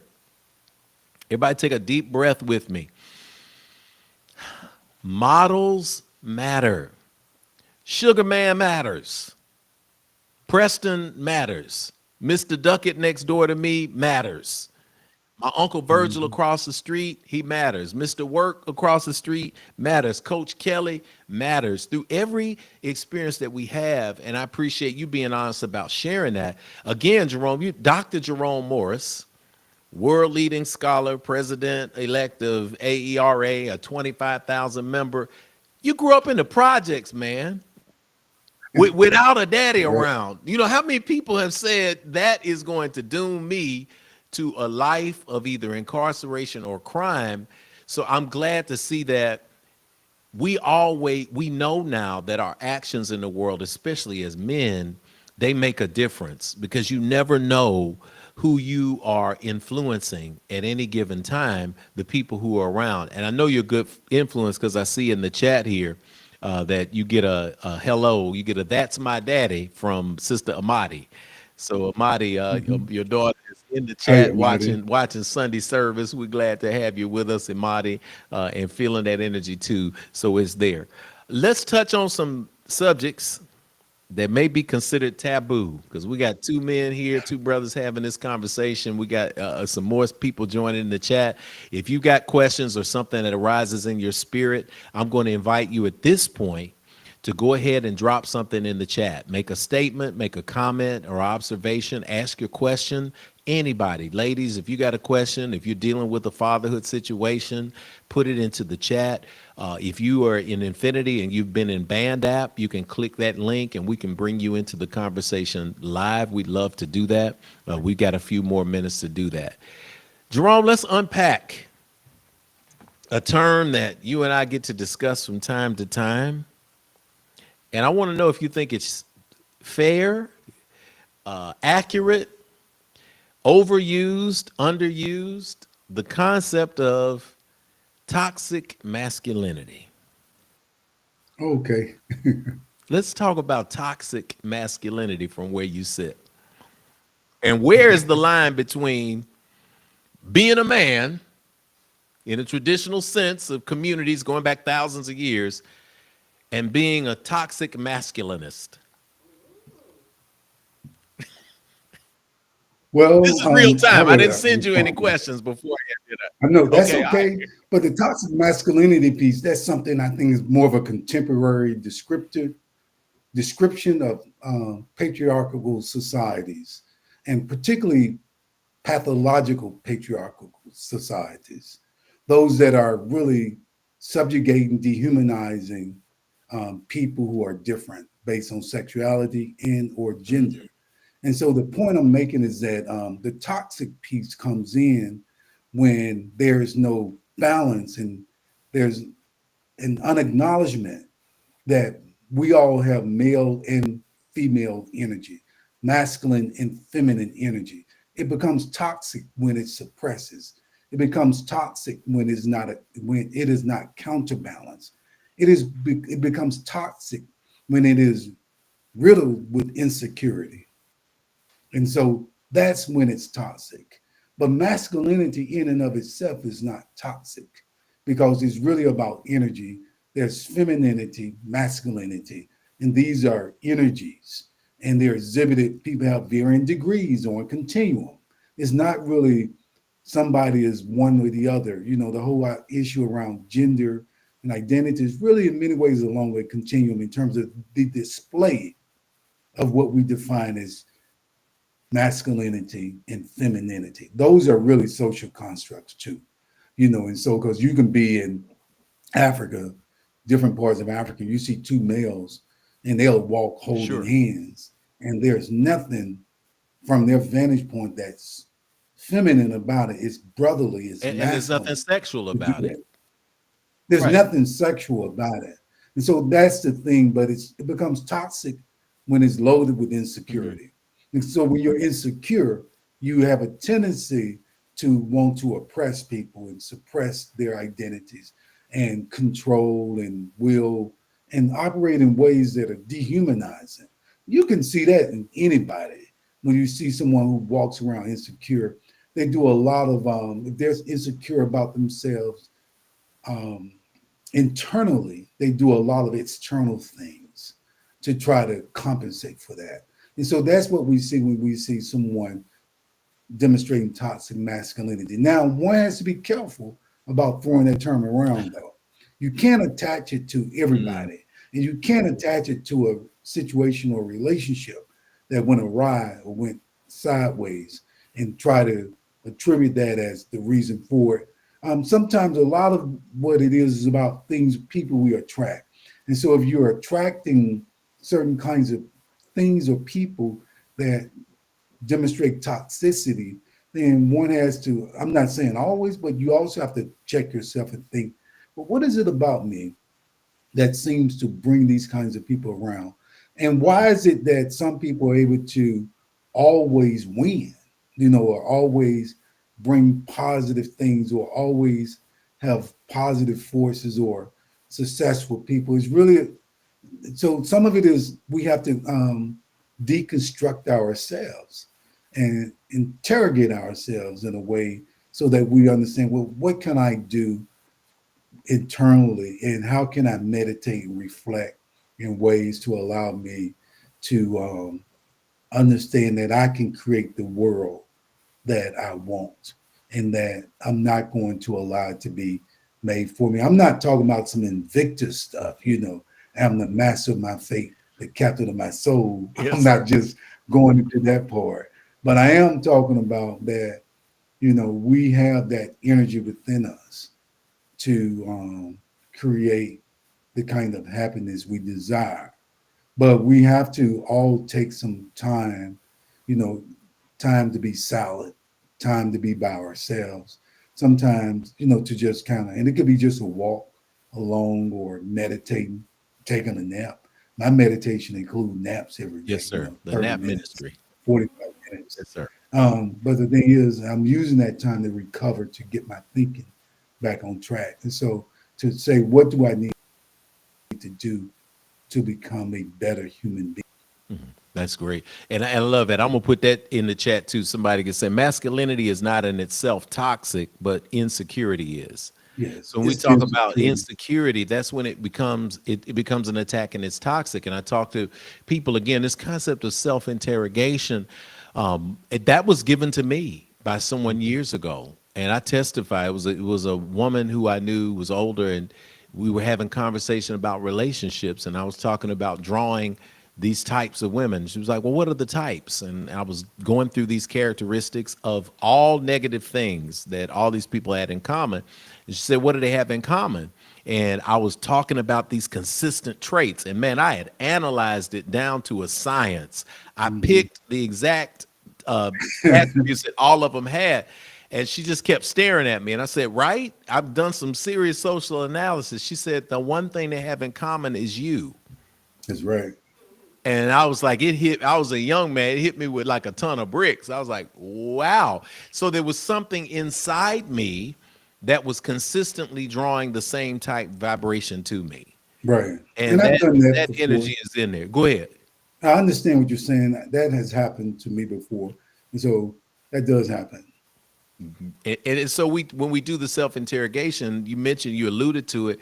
When do we start to ask the question, what is it that I have to change within myself to stop putting myself in these circles? When people come and they say, oh, there just aren't any good people out here, I just have a hard time. And I said, we want to reframe that to say the people that I have chosen to hang around or the circles that I have chosen to be in have produced a consistent type of person that comes to me and that is drawn to me that I no longer want to be around. Well, then now we start to make a change, an inner change, to say, I want to change my environment. I want to change what I attract in life. I want to change my frequency and my vibration. And in this case on today, even as a father, even as a person who is involved, a person in relationship, I want to always make sure I check my frequency.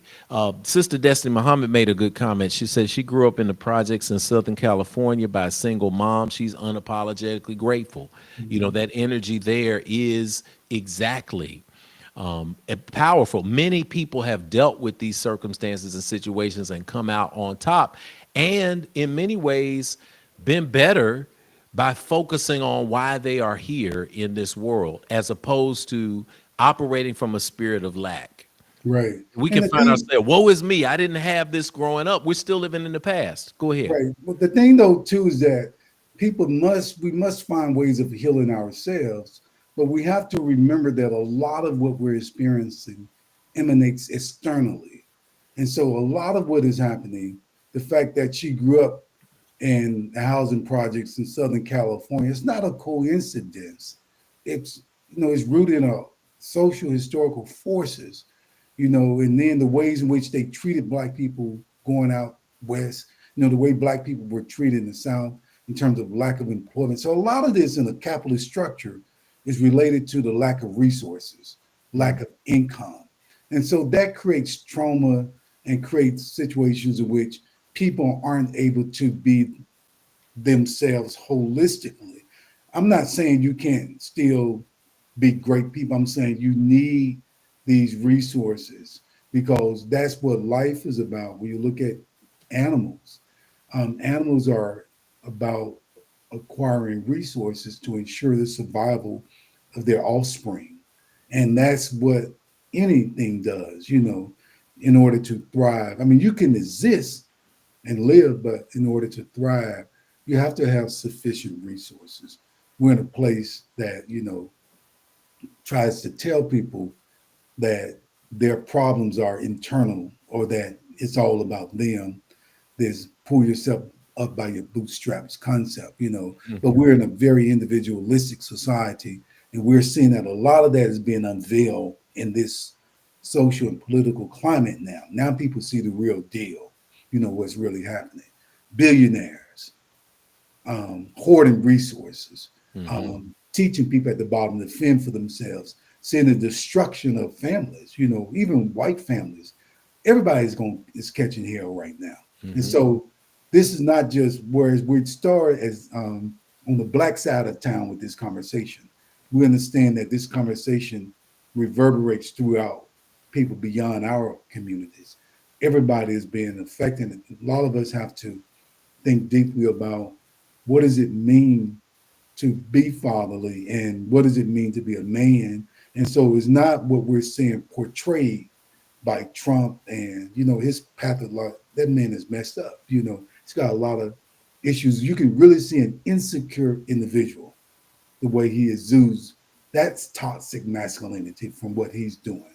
But what we're saying is that that's not what we're saying. But I think what we have to do is, as we're males and have masculine energy and feminine energy, we have to make sure that we project it from a perspective of health, that we're holistic, and not be afraid of being who we are, and not being afraid of exuding manhood.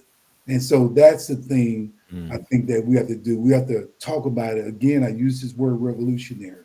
We have to refashion, reframe, redirect energies in terms of how the socialization of our young males coming up, particularly as a community. We got to see it as revolutionary.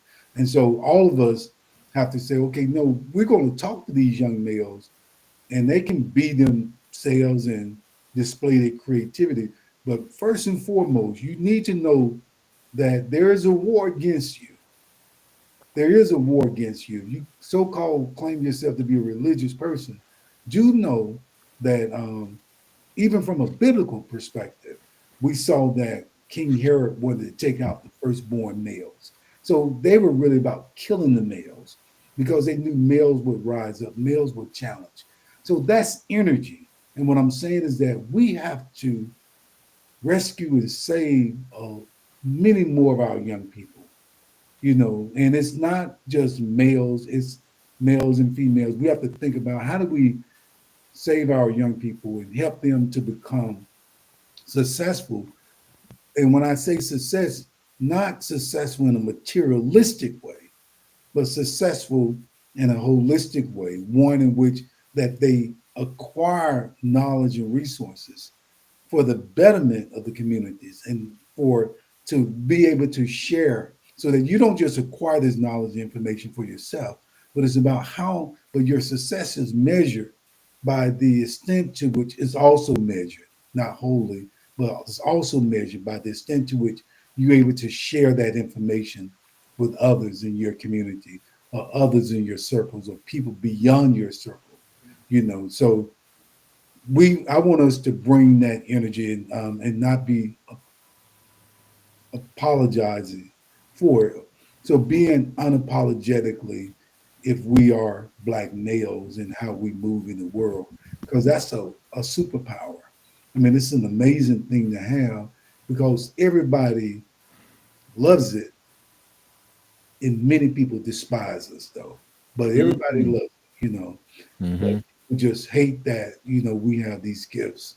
And so I want us to be all that we can be and displaying our strength, our love, our concern for the world, and our sense of care for our partners, our children, and our community.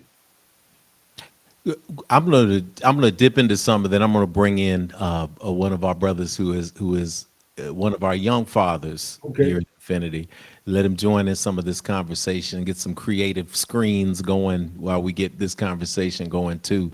But Jerome, let me ask you this, because this is a taboo question that a lot of people don't talk about in terms of just the thin line when we talk about mental health. Okay. What are the roles that we've been relegated to, and how healthy is that for us long term? Like when we When you say, say, what is a father supposed to do? What is a husband supposed to do? What terms come up that end up causing more harm than actually helping? oh, if they're only used, protector, provider. Yeah. Yeah, we're more than that. And so Say that we have to again. We need to protect and say that. We need provide. to say that again. Say it I said again. we are more than that. We have to protect and provide, but we also have to care. We have to show concern. So we exhibit that too.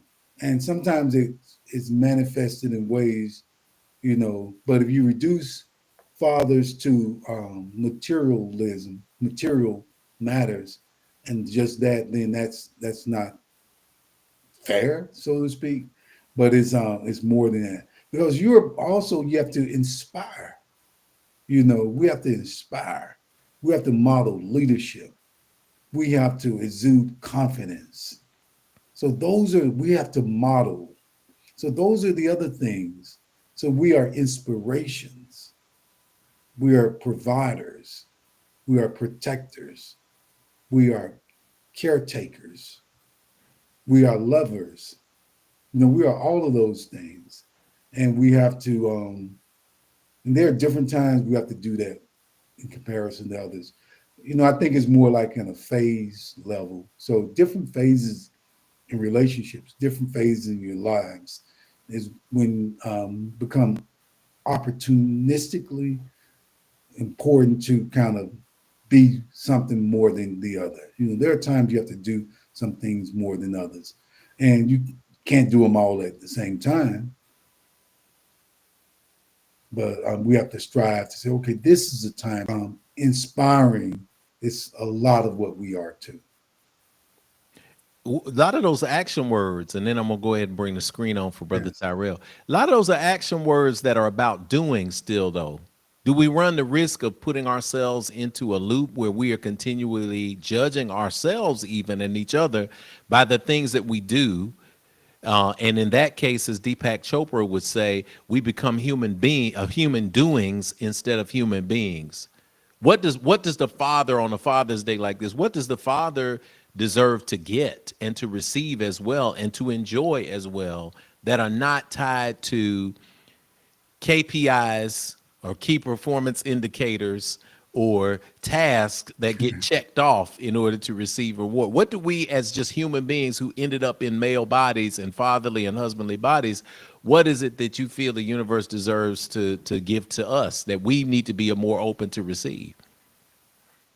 Um, Is it I hard? don't I don't know if I can fully answer that question. All I can say is that an acknowledgement of the holistic aspects of what it means to be a male and a father and a husband.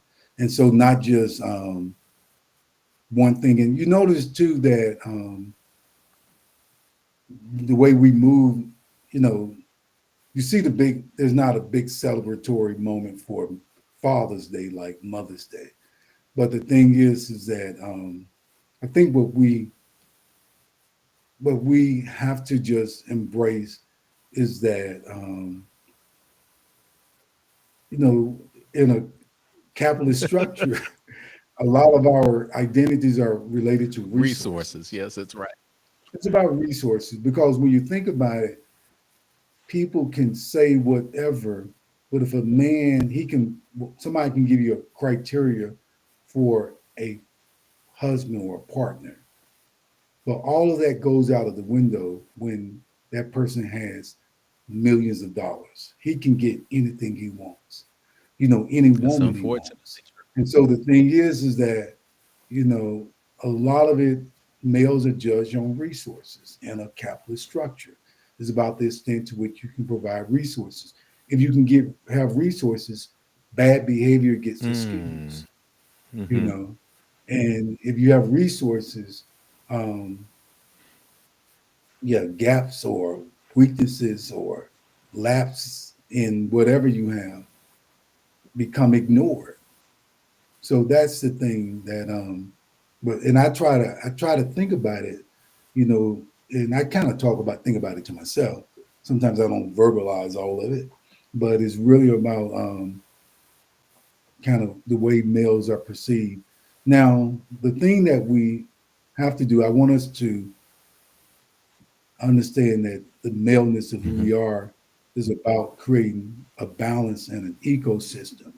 And that ecosystem involves women, men, children, elders, young people, so that we have to kind of understand how do we all, in a synchronistic way, and a work to ensure that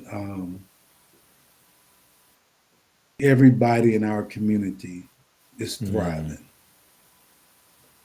Mm. So I know you asked Oh me no, that. I probably don't have a yeah. good answer No, to I'm glad that, because that's a lot but to I'm just unpack. saying. It's a lot to unpack, Jerome. We talk about the value. We cannot we cannot determine value realistically. Realistically, it's difficult to determine value until we interrogate the lens through which we're seeing value. If the Mhm. lens is the capitalist society we're living in, then everything that is an influencing factor, including social media, including commercials that we see, the television shows that we watch, the quote unquote reality shows that we watch, they are becoming the glasses through which we see the world. So if we're putting that in as the value, then everything is tied to resources. And I love what you said because the higher the resources grow, the less we have, in many cases, in the lens that we're seeing it through, the less we have value on that which is within. It becomes, oh, this Mhm. person can provide. So, like you said, they can do anything they want to because there are a number of people who aspire to have those resources. So they're willing to submit themselves to things that they normally would not take off somebody who has no money, just so Right, that they can have the kind of lifestyle that is deemed as good. So spiritually, the right. lesson would be, if we were teaching spiritual lesson, you can't be poor and mean. I'm just, but that's, that's right. If Exactly. you poor, You man, you can't better be be the poor and nicest mean. person in the world. You bet. But seriously, no, in a spiritual teaching environment, we're having real talk here. This is like brothers on the corner talking, which I love. That's only at infinity. Only at infinity. But it's interesting That's because right. you can't be poor and broke and mean. But you also, in the resource based environment where that's the judgment, where do we begin to unpack and say, listen, what is first and foremost important? And we've talked about this generationally when we talk about Mhm. what we want to hand down to our children. I'm in a ministry seat. And from my ministry seat of counseling and learning about people vicariously through living their lives, and also by helping people through situations and even experiencing situations myself, there's no greater Mhm. tragedy than people working their entire lives, sacrificing time with family, sacrificing time with friends, sacrificing time so that they can amass material wealth, only to then pass away without solid relationships with their children. And then those they leave behind turn into enemies and fight each other over the Mhm. very things that their parents thought they were leaving to them to put them ahead. We call it generational wealth in a material way, but real generational wealth becomes, how do I pass on values to my children? Sure, I want to set them up, but how do I make sure they can become independent, loving human beings in a community environment? And I think the spiritual conversations and these institutions that we are living in right now that are refocusing our lens toward what does it mean to live a good life? What does it mean in this case to be a good father, to be seen as something more than a checklist of what you can bring to the table? And what is it that we can build with? Because I've seen in a blink of an eye, shout out to Tony Sebring. Tony Sebring was a CEO who mentored me when I was in my 20s. I was Mhm. 26 years old. Tony Sebring told me, man, I'm moving $50 million a month in healthcare resources. And I would give everything that I got if I just had 10 minutes to talk to my father, because this money stuff is Mhm. not real. It's here one day, gone the next. I've seen people lose on the Right. stock market in 30 seconds in the stock market, lose everything they have. Money is not guaranteed, but it's the characters, who you are, and how you influence your family and how you walk through the world. I want to bring in, Right. because I know, That's a yeah, great point, we man. focus That's a so great much, point. man, on resources. The, the character Yeah. piece is crucial. And you talked about wealth, Jeff. You talked about this notion of wealth and knowing that re- wealth is really, it's about Mm, relationships. That's the mm, wealth. We measure. For me, it's very important in terms of the relationships I have with people. And when I see people remember who I am, and I know this relationship I have from way back when. All of those things are how the ways I measure, my wealth, and not just the monetary thing. It could be that the monetary piece I have sufficient amount, and I'm not. It's not like we talk about Maslow's hierarchy and all that. I'm not as caught up in that part Sure. right now, But the thing is that what we have to do is, I think, building relationships, friendships, loving relationships, all those are crucial. Oh, that's great. I'm gonna bring into the room the brother from Warner Robins, Georgia, coming back on the screen here.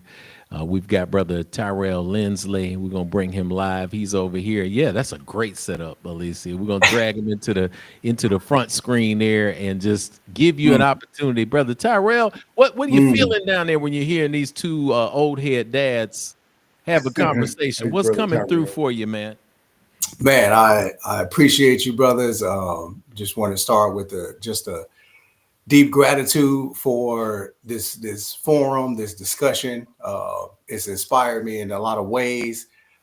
Even inspired a outfit change real quick, because why let BET have all the fun? But no, I definitely want to also shout out, the fathers in my life. My father, biological father, Masses Lindsley, my bonus father, father in love, Marcel Lynn.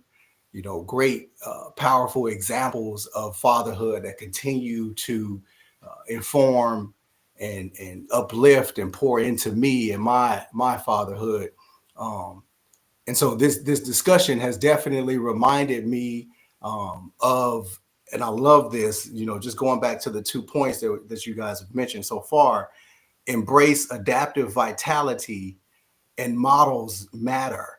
Um, Being in this space in infinity where we get to sit in that self-interrogation, very often, pretty much all the time.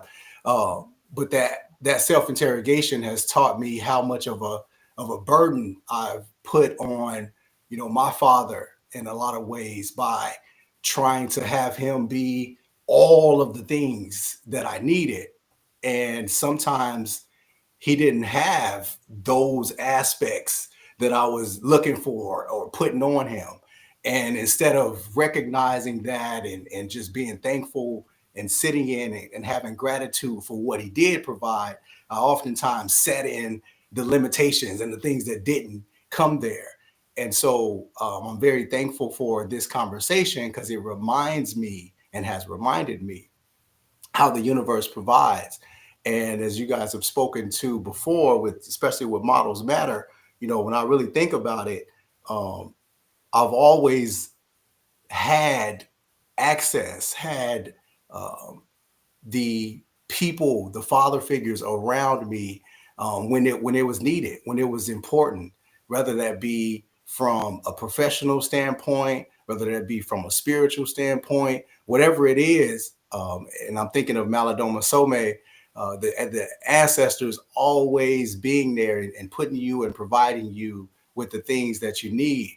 And so this conversation is definitely resonating with me. I love hearing about how fathers have appeared in your both of your lives in different forms, whether that be neighbors, coaches, and all of those things. And I also thought it was interesting, tying back to last week where we discussed your song. Look at that, a little butterfly fly. I mean, just got into my camera a little bit, so it's It's a all good. blessing, man. Ancestors speaking. Butterflies Yes. change. Change. Yes. um, but no, how we were speaking about your song. What's your song for last Sunday's service? And through some meaningful conversation with a different father figure of mine, we talked about something that Bob Dylan mentioned, about how to make a song, and it involving three notes and the truth. If Yes, I'm sir. paraphrasing that right. And I find that interesting that, you know, uh, Dr. Jerome has provided not only three notes for us, but also has added a few extra notes, which I deeply, deeply appreciate, because that was one of my questions was going to be. One of those notes is protector. Another of those notes is provider, which is oftentimes the only two notes that we have, and so that song can get a little limited. Yeah. But then when we add that note of caregiver / caretaker, caring in general, that added for me this beautiful vibration too that expanded the song. And then he threw in as well inspire / modeling. So all of a sudden now there's 4 beautiful notes added to the song of fatherhood that allows us to see that there's not only variation there, but there's room for all of these different models to fit in. Instead of it just being, okay, my father is a provider and a protector, and this is what he does, and zeroing in on those 2 things, we can add all of these other areas that expands that conversation. So I'm thankful for you brothers bringing that and coloring that out for me. That was great, brother Terrell. Thank you for saying that, and thank you for really summarizing a lot of what we just talked about. There's one other thing too, brothers. I want to say is that what we do is that we are educators. Good. We are educators, and so part of this, what we have to do is we have to educate the next generation. So the modeling, inspiring, caring, providing, protecting. What we're doing, we are educating. So educating is really what's happening too.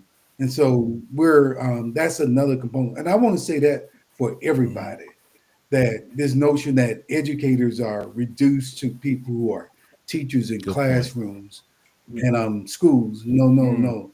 Educators are people who transmit knowledge or transfer, engage in the transmission, multi-directional flowing of information and knowledge from one to the other. Our ultimate goal is to ensure that that the children are able to thrive in the future. So we're really preparing them for success, preparing them for adulthood. So we always have to ask ourselves, and Mary and I do this with our children, we're asking ourselves, well, will Amadi and Kamal be able to thrive or to live, create a living for themselves when we're not here? Not just materialistic,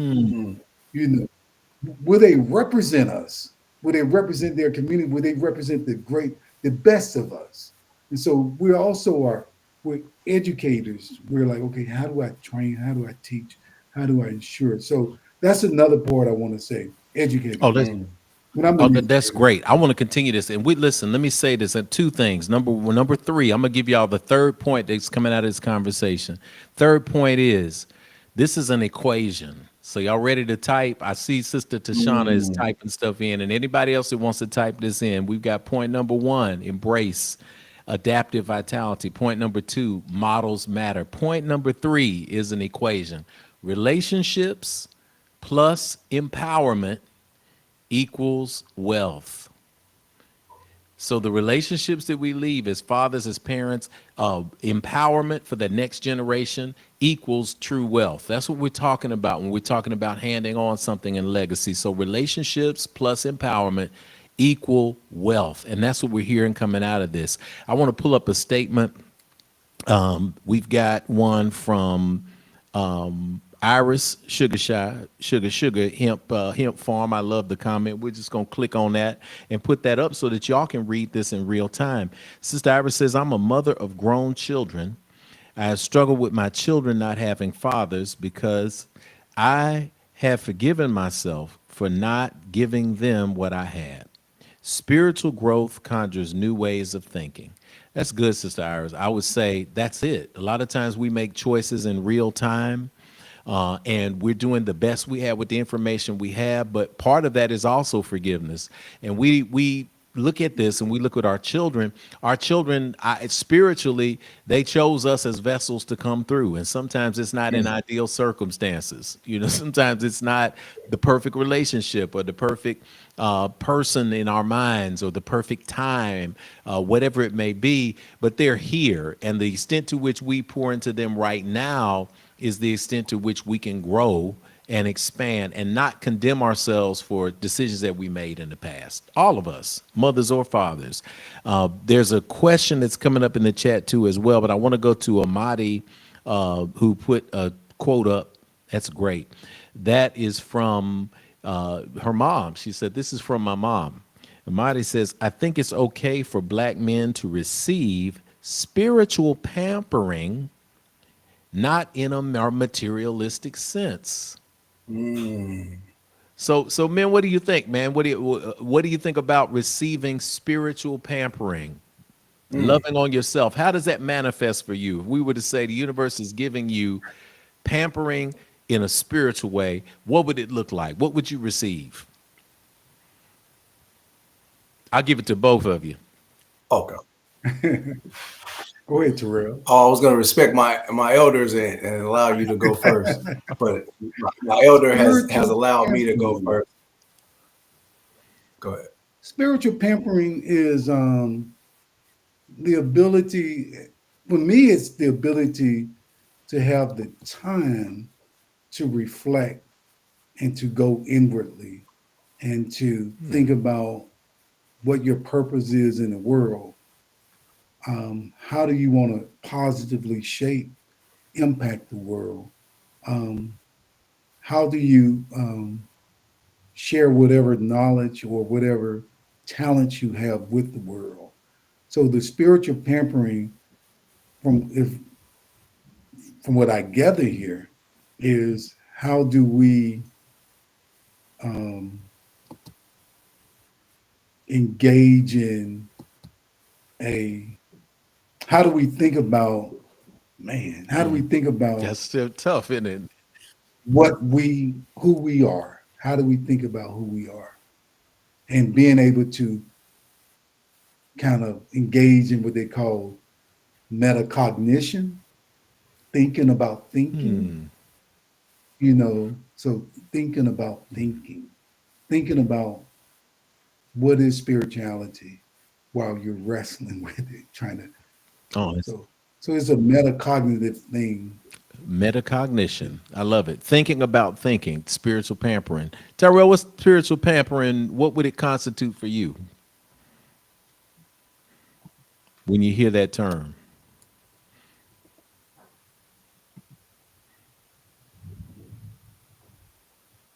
I may have left Tyrell speechless. Can you hear me, Tyrell? I think he may have dropped out. He may be frozen. He's gonna come back. He'll come back in. When I think about that issue, that energy, though, Jerome, of spiritual pampering, I also think of the need. Okay, he's back. I also think of the need for us to have space to pour into Okay. recognizing who we are and why we're here. And I I don't like want that. to. I don't want to manifest, the extreme images of, I need 2 weeks to go to Mount Kilimanjaro and find myself, that kind of thing. That's part of it. I think that would be a massive example, but taking the time and having the time and have the space to sit and contemplate. I think about my father. My father, Haywood Carr, was a porch sitter, and I am too. But my father would sit and he would think and let his mind wander. And sometimes when I'm doing that, I think people may think something may be wrong, or something may be going on wrong because I'm quiet. But that is very much moments of spiritual contemplation, and perhaps, to use Mary's term and Amadi's term, that spiritual pampering, where I allow myself, as I alluded to earlier in the service with Langston Hughes' words, to wonder as I wander. So this kind of giving myself the space to contemplate the spirituality and what you were talking about, Jerome, as well, thinking about thinking. What hit you, Brother Tyrell, as a young father there? For me, spiritual pampering is more internal. In other words, allowing myself to accept my greatness, accept divine, connection, as opposed to always thinking about what I prove or what did I did wrong or when my daughter, my youngest especially, um, was talking to and she mentioned this incident that happened during basketball season. She had the pleasure of helping coach a little bit. Hopefully, I'm not too scattery.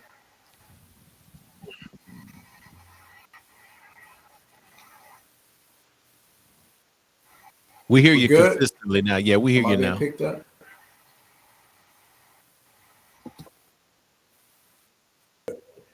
And she was mentioning ball after one of the games.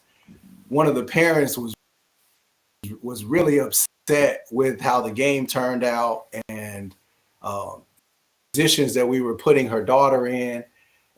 That we did that specifically to get her daughter more comfortable with being in awkward positions, and she did well, although she did make some mistakes. And so, from my vantage point, I remember the conversation as more of an argument. My daughter was like, "Man, Dad, you were so calm with her, and you didn't let her get angry, get you angry." And I just really I saw that. I saw you taking your time with not getting upset with that mom. For me, I didn't even give myself those kind of props, right? I didn't even acknowledge that in myself. And so for me, spiritual pampering involves, relaxing a little bit, letting my hair down in the sense, being okay with where things are, and being okay with the work that has been done already, and just kind of acknowledging where I am at this vantage point, rather than always focusing on where I want to be or how I want to be. Um, yeah, that's what came to me. Okay, this is good. Now here I'm going to go to the chat. Here I am. We're going to wrap in a minute. We had just a wonderful day, Law. When you get the brothers together and you get them in an environment, this is how we could go on forever and ever. And we're not even talking about the franchise, the no franchises who have won an NBA championship and the games. We're not even talking about that. We're talking about really profound spiritual things here. When we talk about this energy here, there's a question that came up in the chat. If you have a question or a comment that you want to put, this is If Teaches Sunday. Welcome to Infinity. If you're brand new, Reverend Jeff Obafemi Carr. On third Sundays, we have this open conversation like this at Infinity. So this is church service, y'all. This is what we do. This is your opportunity. If you have something that has hit you, that you want to get a question into the chat, go ahead and do it now, so we can get to it before we wrap service in here in a couple of minutes. I want to make sure that we have everything answered. But one of the things that came up is the difference. Angela Bartlett asked, what is the difference between provide and provider? What is the difference between provide and provider? When you use the word provider, that assumes that is pretty much stating that that's the primary identity. Good. That's good. So, so a caretaker, an educator, all these people can also provide, but that's not all of who they are. But if it's primary provide, if you're describing one just solely as a provider, well, that's the primary identity. So if you say that, then that's becomes like that's the primary identity that one has. And what we're here doing, we're shattering that. We're Good. saying it's more than that. And we're saying that great relationships are built not just seeking providers. A great relationship is seeking someone who can provide, but is not all of who they are. I love it. I'll chime in on that and say one is the noun and one is the verb. And we have to, provide is something that, yes, we do. But it's interesting that if we say provider, then we tend to psychologically attach the provider ahead of it. And the is the definite article, which puts you in a box to say, this is, as you said, Jerome, this is the primary identity, that I am the provider. And then that's it. Everything else is just benefit after that or after the fact. And that's a box that when we put ourselves in that, we can work ourselves to death, man. We can literally work ourselves to death trying to match this ideal. And if we're not careful, we miss out on opportunities to, yes, provide. But what do we provide? Do we provide not just financially, but do we provide balance? Do we provide another perspective? Do we provide partnership? Do we provide friendship? Right. Do we provide presence in spiritual community? Do we provide comfort when people need it? Do we provide a presence when everyone else is losing their minds? If we can tap into some of those old missives that come out of the poem "If" by Rudyard Kipling. If you can keep your mind when all about you are losing theirs and blaming it on you. If we can do these things, then we provide some balance as well. And sometimes the balance is uncomfortable, but just like with growth and change, you have to be able to be and to sit in the space of being uncomfortable. That's what hits me from that. Yeah. From our young father out there, what do you feel? Provider, Brother Terrell.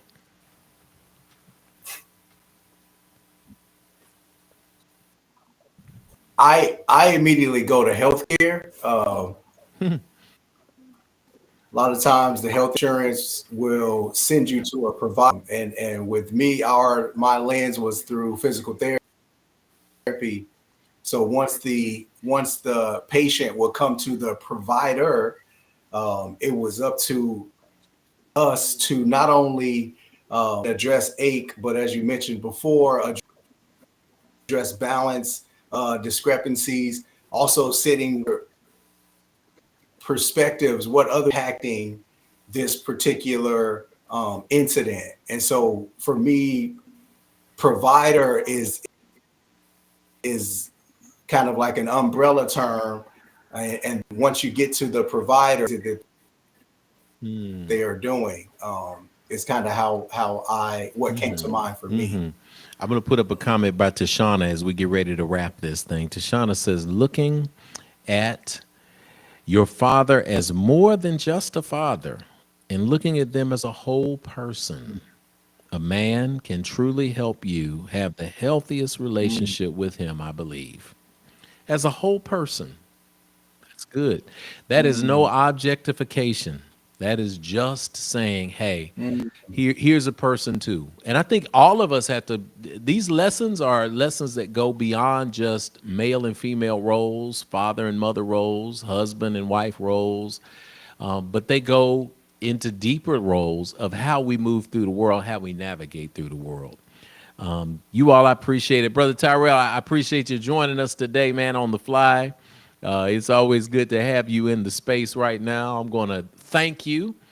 And then I'm Thank going you, to Brother move to Terrell. turn the screen over to Dr. Morris to have a final comment, to say what he wants to say to all of the fathers out there on Father's Day, and to give us a charge as we move forward, Brother Morris. Okay.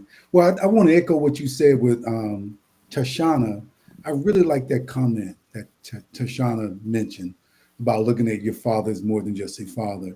But I want to say that what I would like for us as males, as fathers especially, to understand that if you don't have biological children, you can still be a father. You're really playing a role. You're a force for good when you take on somebody else's child. So it's not just about biological father. It's about being a father presence in someone's life, because that's what we have to see. Because one can be a biological father and not have a presence in a person's life. What I want you to do, particularly, is to think about fatherhood as a revolutionary act. Fatherhood as a revolutionary act. And it's one that is going to help propel us into a future, into a positive future, and but to know that that people are watching us, people are looking at us. So you can't do something in the dark and it not come to light. So we have to strive for consistency. You're going to fall sometimes, but you have to strive for consistency in terms of that. And the part about father, I just want to lock in on that part because there are other dynamics of a relationship. But the father piece is that how can you help ensure the success of your offspring or somebody else's offspring or your somebody who views you in a fatherly way. So what I'm saying is take on that in as a spiritual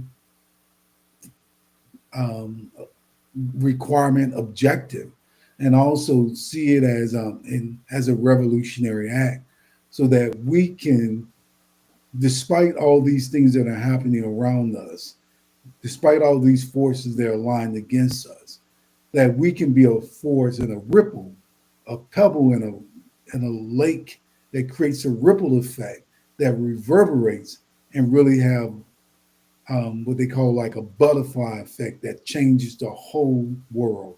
And so it's going to start with us, even if we come out of situations that some have seen as traumatic, even if we come out of situations that some seen as pathological or those that are viewed deficit oriented, we can reverse the sale. We can do it. We can do things in a way that allow us to go from being victims of our circumstances to victors in our circumstances, to winning, from losers to winners. So I want you to believe that. I want you to take on that. I want you to take with you from this conversation that we've had that we can, no matter what we've been, that we can remake a new world. As not Langston, he's James Weldon Johnson said when he created that poem called The Creation, that we can create a world the same way God created the world. So I'd like to end with that. Thank you, Rev Jeff.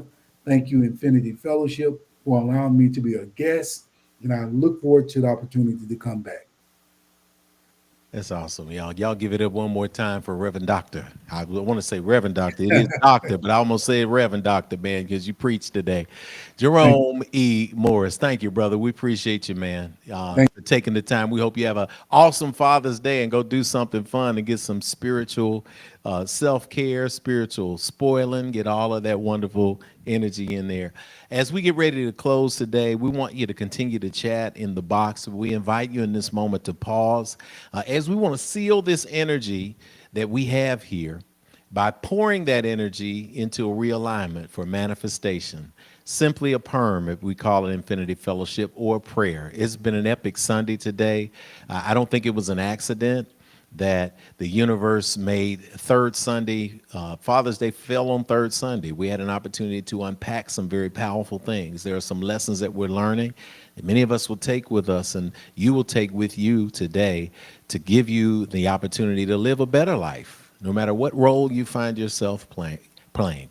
Let us pause, take a breath, bow our heads, close our eyes. Divine Source, we give thanks in this moment today, this moment of gratitude for this beautiful day of unpacking these complex issues around spirituality and finding alignment together. We give thanks and gratitude for our speaker today, our participant who helped us navigate through these issues of faith and fatherhood and family, Dr. Jerome Morris. We're grateful for the ability to embrace the spirit of adaptive vitality, to move through change with a vim and vigor and energy of saying, let's bring it on. Let's continue to grow. Everything around us is growing. Let us in this moment do the same thing. Thank you for the ability to embrace the concept that modeling matters. So for those fathers out there who may just be being a father because they are the person that encounters young people, that they are the person who encounters people in their workplace or their environment or in their school, and maybe the person, the only representative people see of what it means. We speak that we will continue to shine in these spaces because models do matter. We speak power over our relationships, and we will be full and loving participants in these relationships. And as we empower this generation and the next, that is the building of true wealth. And so we embrace it in this moment right now.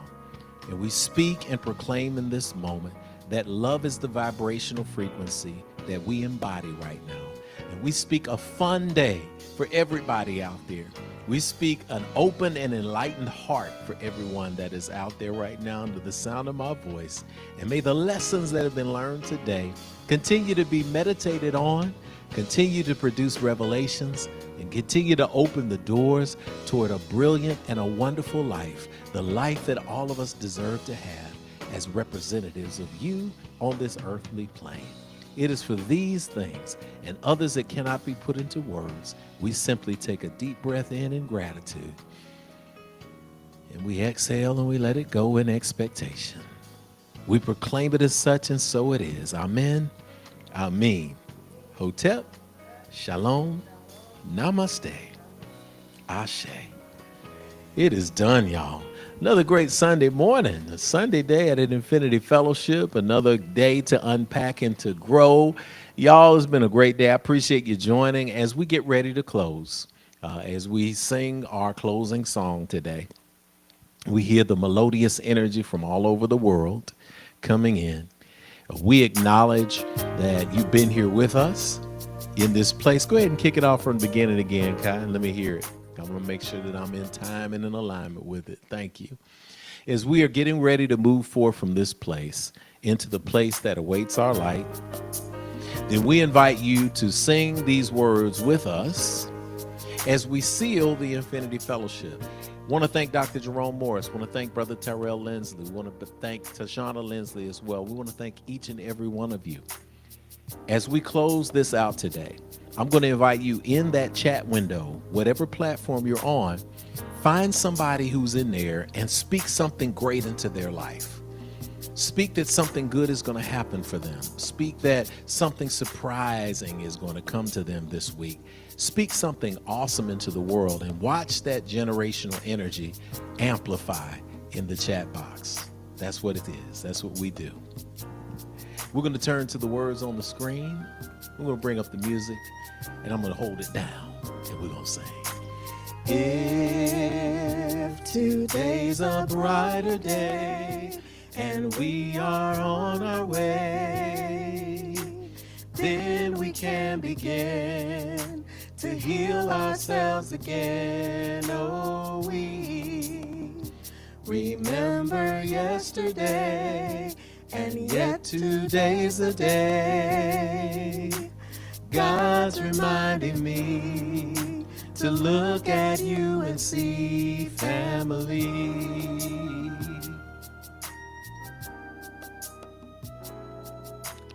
If today's a brighter day and we are on our way, then we can begin to heal ourselves again. Oh, we remember yesterday, and yet today's the day.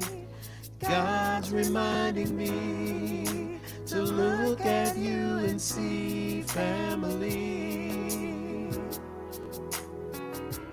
God's reminding me, God's reminding me to look at you and see family. God's reminding me, God's reminding me to look at you and see family. We speak that the love of the God of your acceptance and understanding, the power of the cosmos and the energy of the ancestors rest, rule, rock, and provide for us each day, now and forevermore. Let us sing together. Amen, Amen. Hotep, Shalom, Namaste, Ashe. And so it is on the way out, y'all. Y'all make sure y'all love on somebody in the chat box. Y'all have an awesome Happy Father's Day, or awesome Sunday. I'll see you next week. for Yoga Sunday right here on the Infinite Life stream. Reverend Jeff Obafemi Carr, on behalf of Lady Kenitha Carr, the entire staff, tech staff at Infinity Fellowship. We love you. That's a fact you cannot change. Make sure, if you're in the city of Nashville or close, fill out your Vacation Spirit School registration. Let's pack this place for fun and spiritual growth. Love you. See you next week.